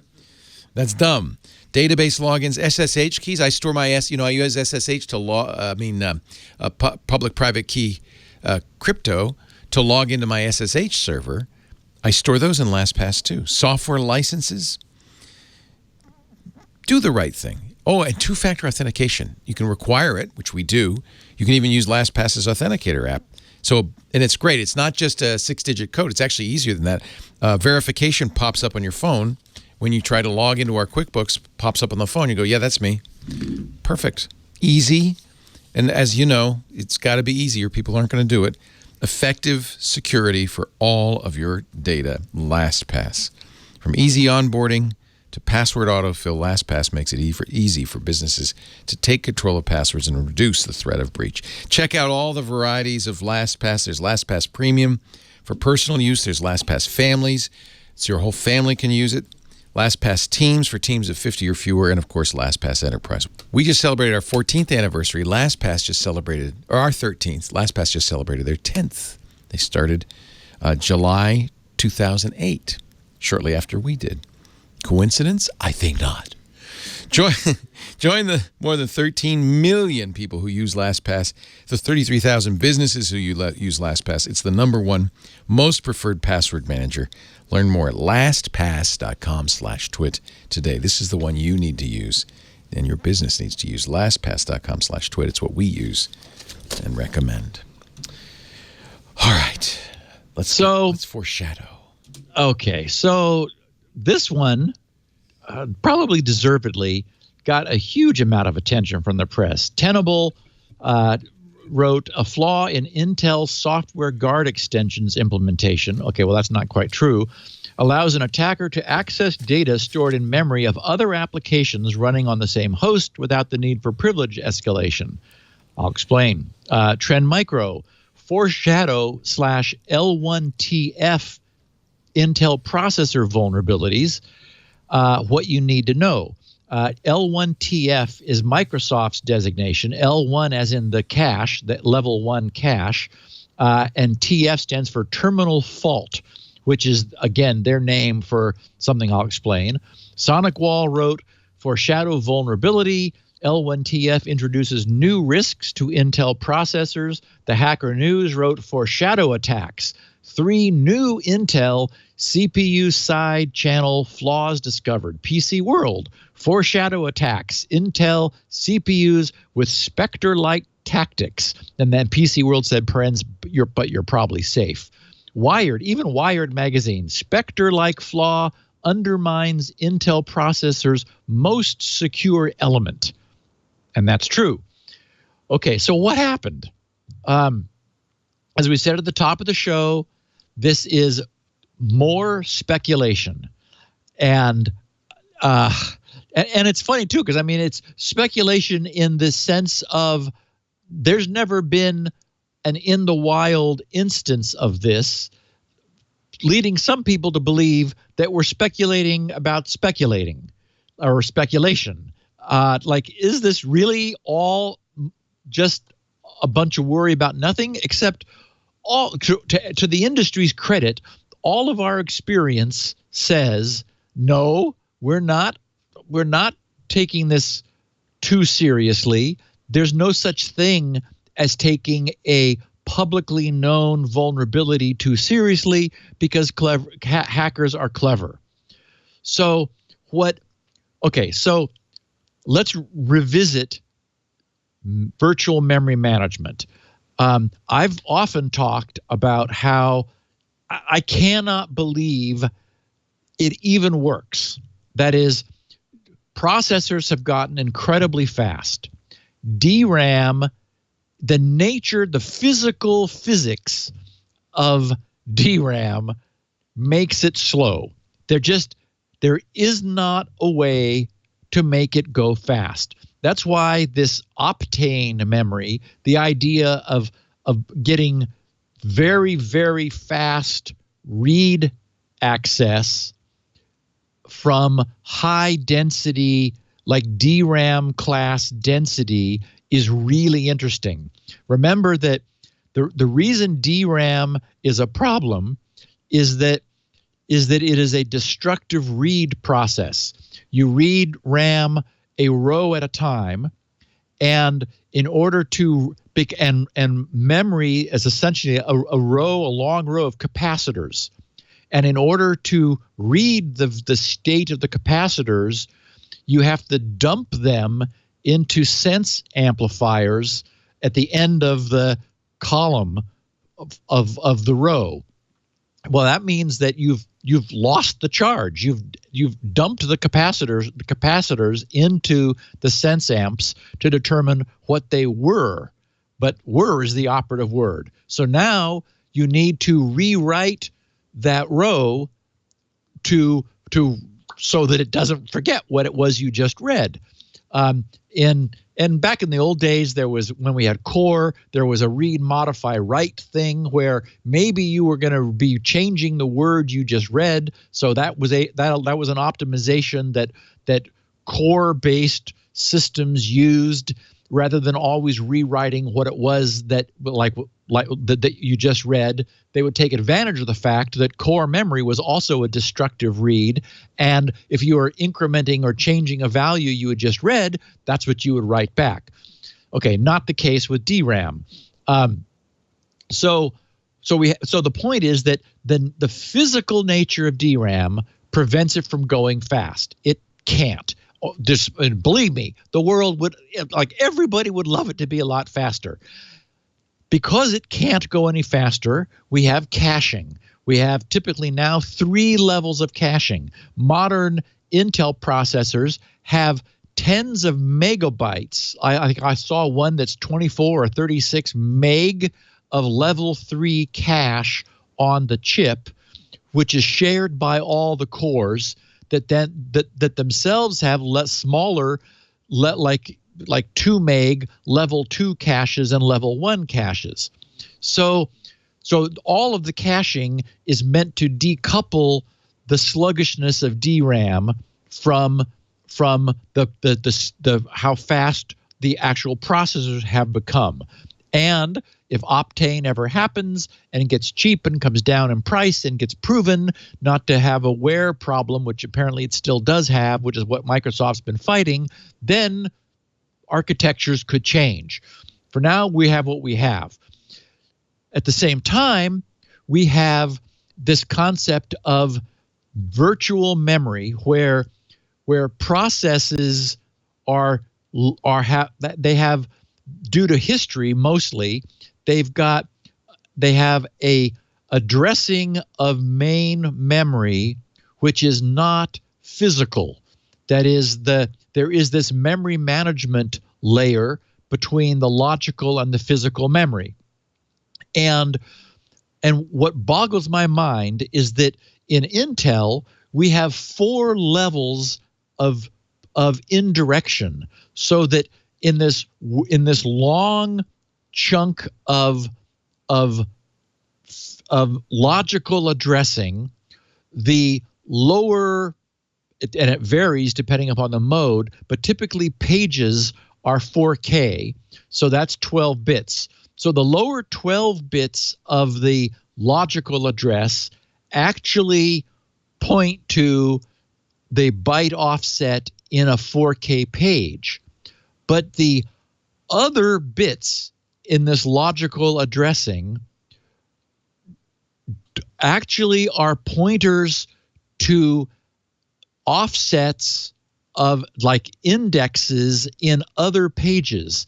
And there's 3 layers of those, so that the most significant bits select a page also in main memory, which then is used by the next lesser significant set to select an item from, and it points to another page in main memory, and then there's a pointer taken into that page that points to another page in main memory, where you finally get the pointer to the 4K page that the least significant 12 bits point to. So you can understand why I can't believe this actually even gets off the ground. But thanks to caching, it does. I learned something between now and last podcast, which is, believe it or not, Intel even speculates here. That is, we've talked about the idea of like guessing which way a branch will go and having the processor remember past branch directions that a particular branch instruction has followed, and gone, oh, look, based on recent history, the processor tends to not to jump at this branch opportunity. So we're going to just charge ahead, assuming that it's going to not jump again. Okay, that's sort of sane speculation. I can get my head around that. Okay, get a load of this. Somehow, Microsoft speculates about the probable content of pages in this virtual memory management page table architecture which are missing, which are not in the cache. Now, okay, first of all, the only chance any of this has of working is if you have big caching, because you've got to you can't go out to main memory to be fetching these tables. The master copies of them are in main memory. That's where they come from. But thank goodness we've got caching to keep them around so that the system is able to is to re-look them up. There's also these things called TLBs, translation look-aside buffers. That's that's the highest level of caching where the system is able to look at these TLBs, the translation look-aside buffers, in order to just immediately breathe a sigh of relief and say, oh, thank goodness, I know where this instruction, I know what these most significant bits point to is this immediate page that's probably still in cache. So it doesn't have to do any of that pointer following through multiple levels of page tables that have to be pulled from main memory if they're not still in one of the local caches, which luckily most of the time they are. Anyway, Intel, if the translation look-aside buffer has been forced out of cache because it aged out, Intel speculates on its contents, which I would not want to be a hardware design engineer at Intel, and I understand now why the chips have gotten to contain so many billions of transistors. Is that, I mean, they have to say they have done everything possible to make these systems go as fast as they can, and to need water cooling is not an exaggeration. It boggles the mind. And so I guess it should not surprise us that, yes, Intel was speculating here, and it can be abused. It turns out this is not actually news to Intel. Two different groups of researchers, once the news, remember we started talking about this, the first podcast of the year. Woo! Okay, speculation. Get ready. Buckle up. Buckle up.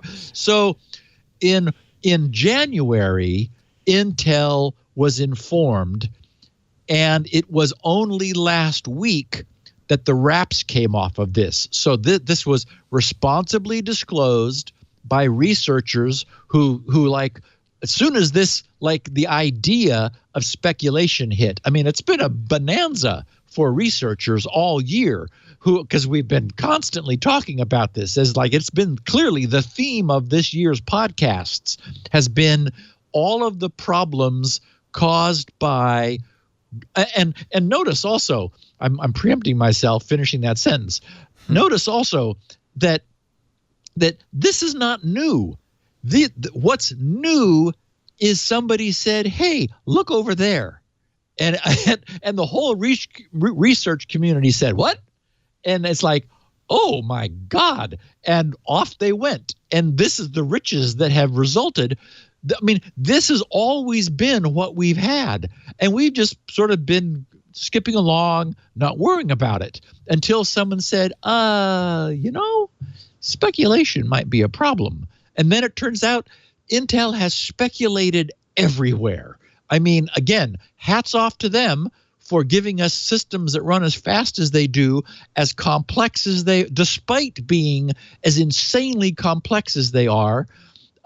This is where all those transistors went, is like keeping the systems fast by coming up with ways to solve the problem that DRAM refuses to get sped up.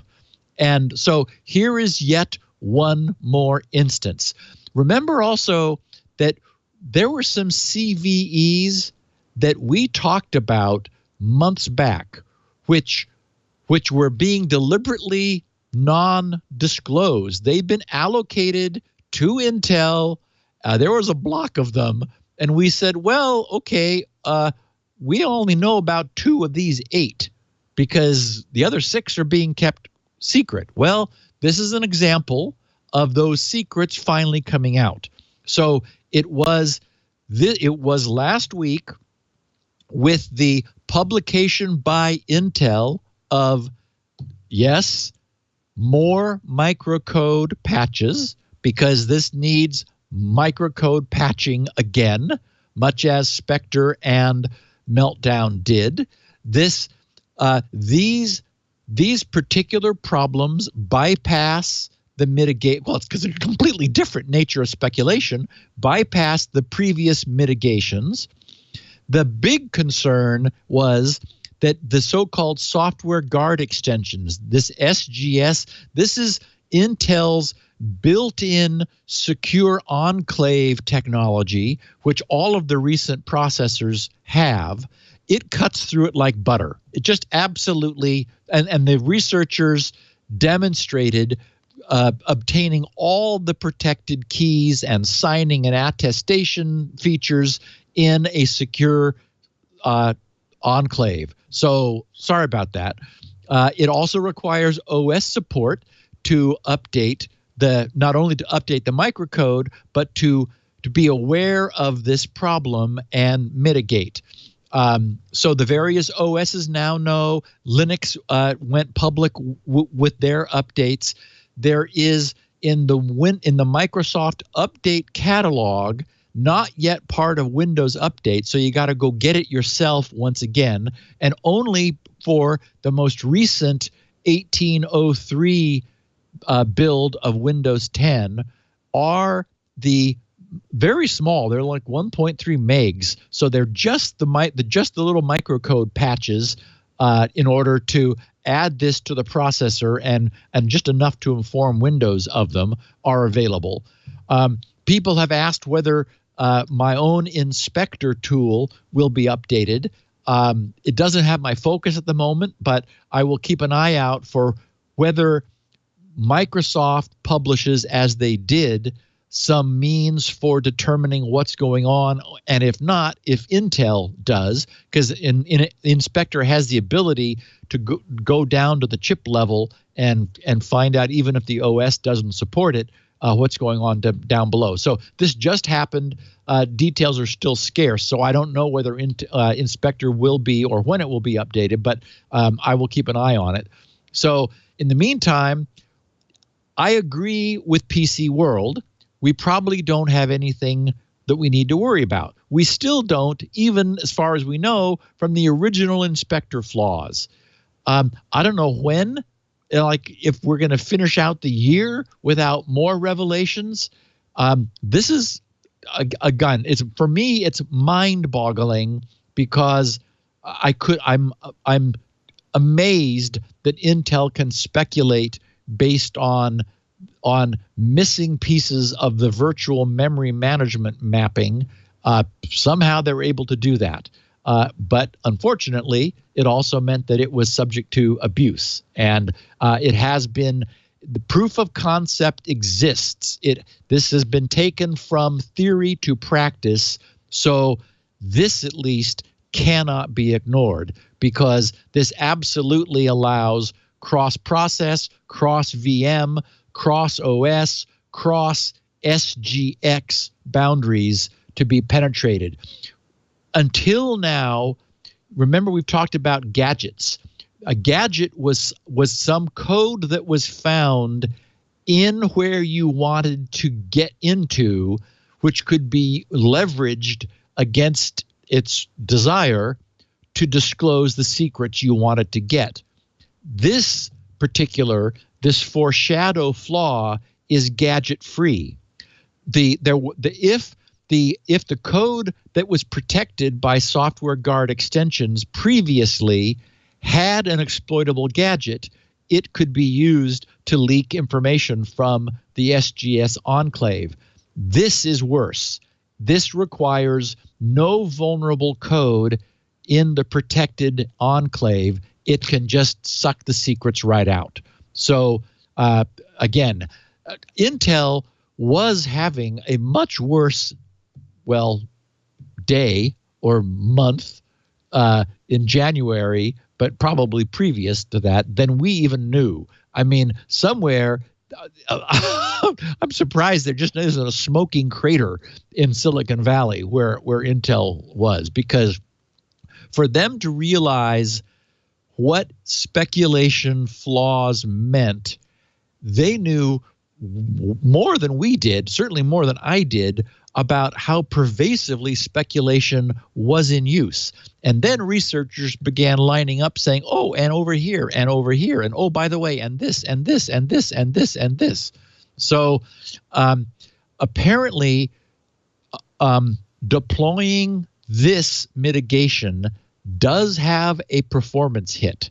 That's the other piece of this is, again, the problem is we're not even really sure we need it. I'm really glad we have it. So there's been some talk about turning on foreshadowing protection, resulting in a clear drop in system performance. And again, certainly an end user. This is and you have to be sharing the same core. So turning off hyperthreading, for example, would stop sharing a core with another thread, and that is a short-term mitigation. Turning off a big slowdown too, though, right? Yes, it does. If you have an app that uses it. Yes, it is. But if somebody's really concerned, typically you can turn off hyperthreading in the BIOS, and then you're okay. But again, exactly as you say, Leo, at a significant cost in performance. So it's not something like end users.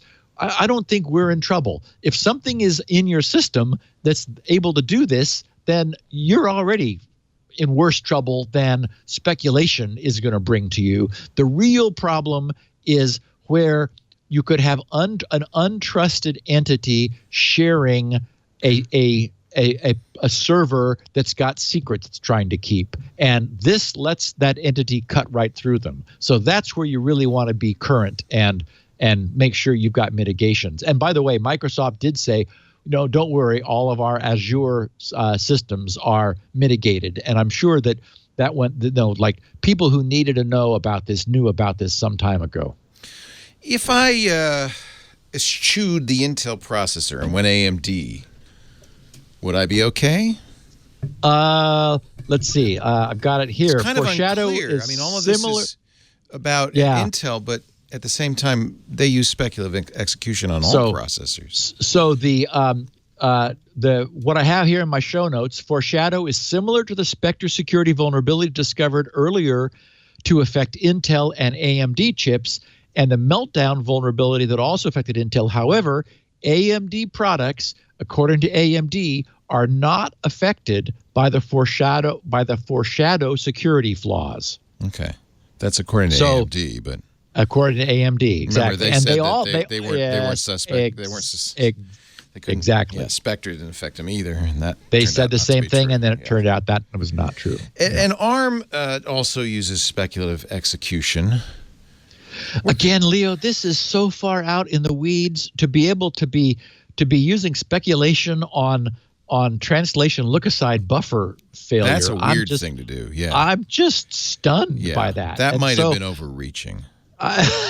Well, yeah. Wow. I'm hats off, but now I know where 1 billion transistors went. Yeah. Whew.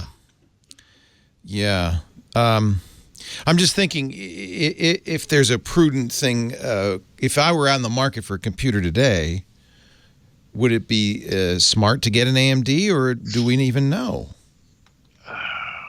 Well, again, I don't think there's any reason to believe an end user cares. They're not going to run into this. Probably ever. Mostly. I'm still buying Intel chips. Okay. I've always been an Intel. I have a couple AMDs on some laptops because they just came with them. But other than that, when I buy Intel. You got to think the folks at Apple are trying to get those ARM chips into PCs, into their desktops as fast as they possibly can. Intel has really proven to be a disappointment for a number of reasons. Well, and the problem is, to their credit, they're taking a creaky old x86 architecture that I started coding to on an 8008 processor running at 4.77 megahertz, and I can still run the same code today. Right. So the problem is, it was a CISC. It was a complex instruction set that they just that was it at the time. That was the way you did it. Memory was expensive. So you wanted to put the complexity in the processor architecture so that the individual instructions did a lot. That all changed. And so that's why RISC makes more sense today, is that memory is no longer expensive. And what you want is you want to keep the complexity of the processor low, and that's what ARM did. So ARM had the advantage of coming along later and using an architecture which has turned out to be where you want to be in the future. Intel is managing to keep this legacy architecture alive by hook and by crook. And boy, sometimes it's biting them. Mm-hmm. Wow. Okay, another day, another flaw. Another week, another Security Now, another 13 years in the making. And here we go into year 14 with Steve Gibson. Thank you, Steve. If you want to follow along, there's a couple of ways you can do this. Of course, you can watch us do the show live every Tuesday, 1:30 Pacific, 4:30 Eastern, 20:30. And if it's your birthday and you want to celebrate by visiting, you could just email tickets@twit.tv and we'll bring you in here. I'd love to have, if we could only get a 13-year-old in here who was born the day the show was started. That would really make me feel old. I guess they'd be 14 today, wouldn't they? Happy birthday, whoever you are. If you want to watch it live, go to twit.tv/live. There's a number of streams, audio and video, you can watch live. You can also, if you're watching live, you might as well join the chat room. Great bunch of people in there. They are awesome, including Bill in Michigan, who reminds us that the Honey Monkeys episode was actually our second episode. The first episode, I think, was just us talking about doing the show, probably. Because I remember Honey Monkeys as our first episode as well. Maybe it was our first, like, where we did something all those years ago. If you want a downloadable version of the show, there's several ways to get it. Steve's got audio at his website, grc.com. He's also got transcriptions written not by a machine, but by Elaine Ferris, who is far from a machine. Well, she's a machine in the sense she can crank them out, but she's a human, you know, and a farrier. And that should tell you something. What? I don't know. That'll be grc.com. That's also where you get SpinRite, the world's finest hard drive recovery and maintenance utility. That's his bread and butter, but Steve has lots of freebies on the website, too, lots of stuff to read. It really is, it's worth just checking out every once in a while, including Shields Up, probably the best-known router test out there, which gets better all the time, and many, many other things, grc.com. We have our version of the show. It's the same audio, but we have a video version you can watch at twit.tv/sn. And, of course, the best way to do it is probably just subscribe in your favorite podcast application. That way you'll get an episode the minute it's done on Tuesdays.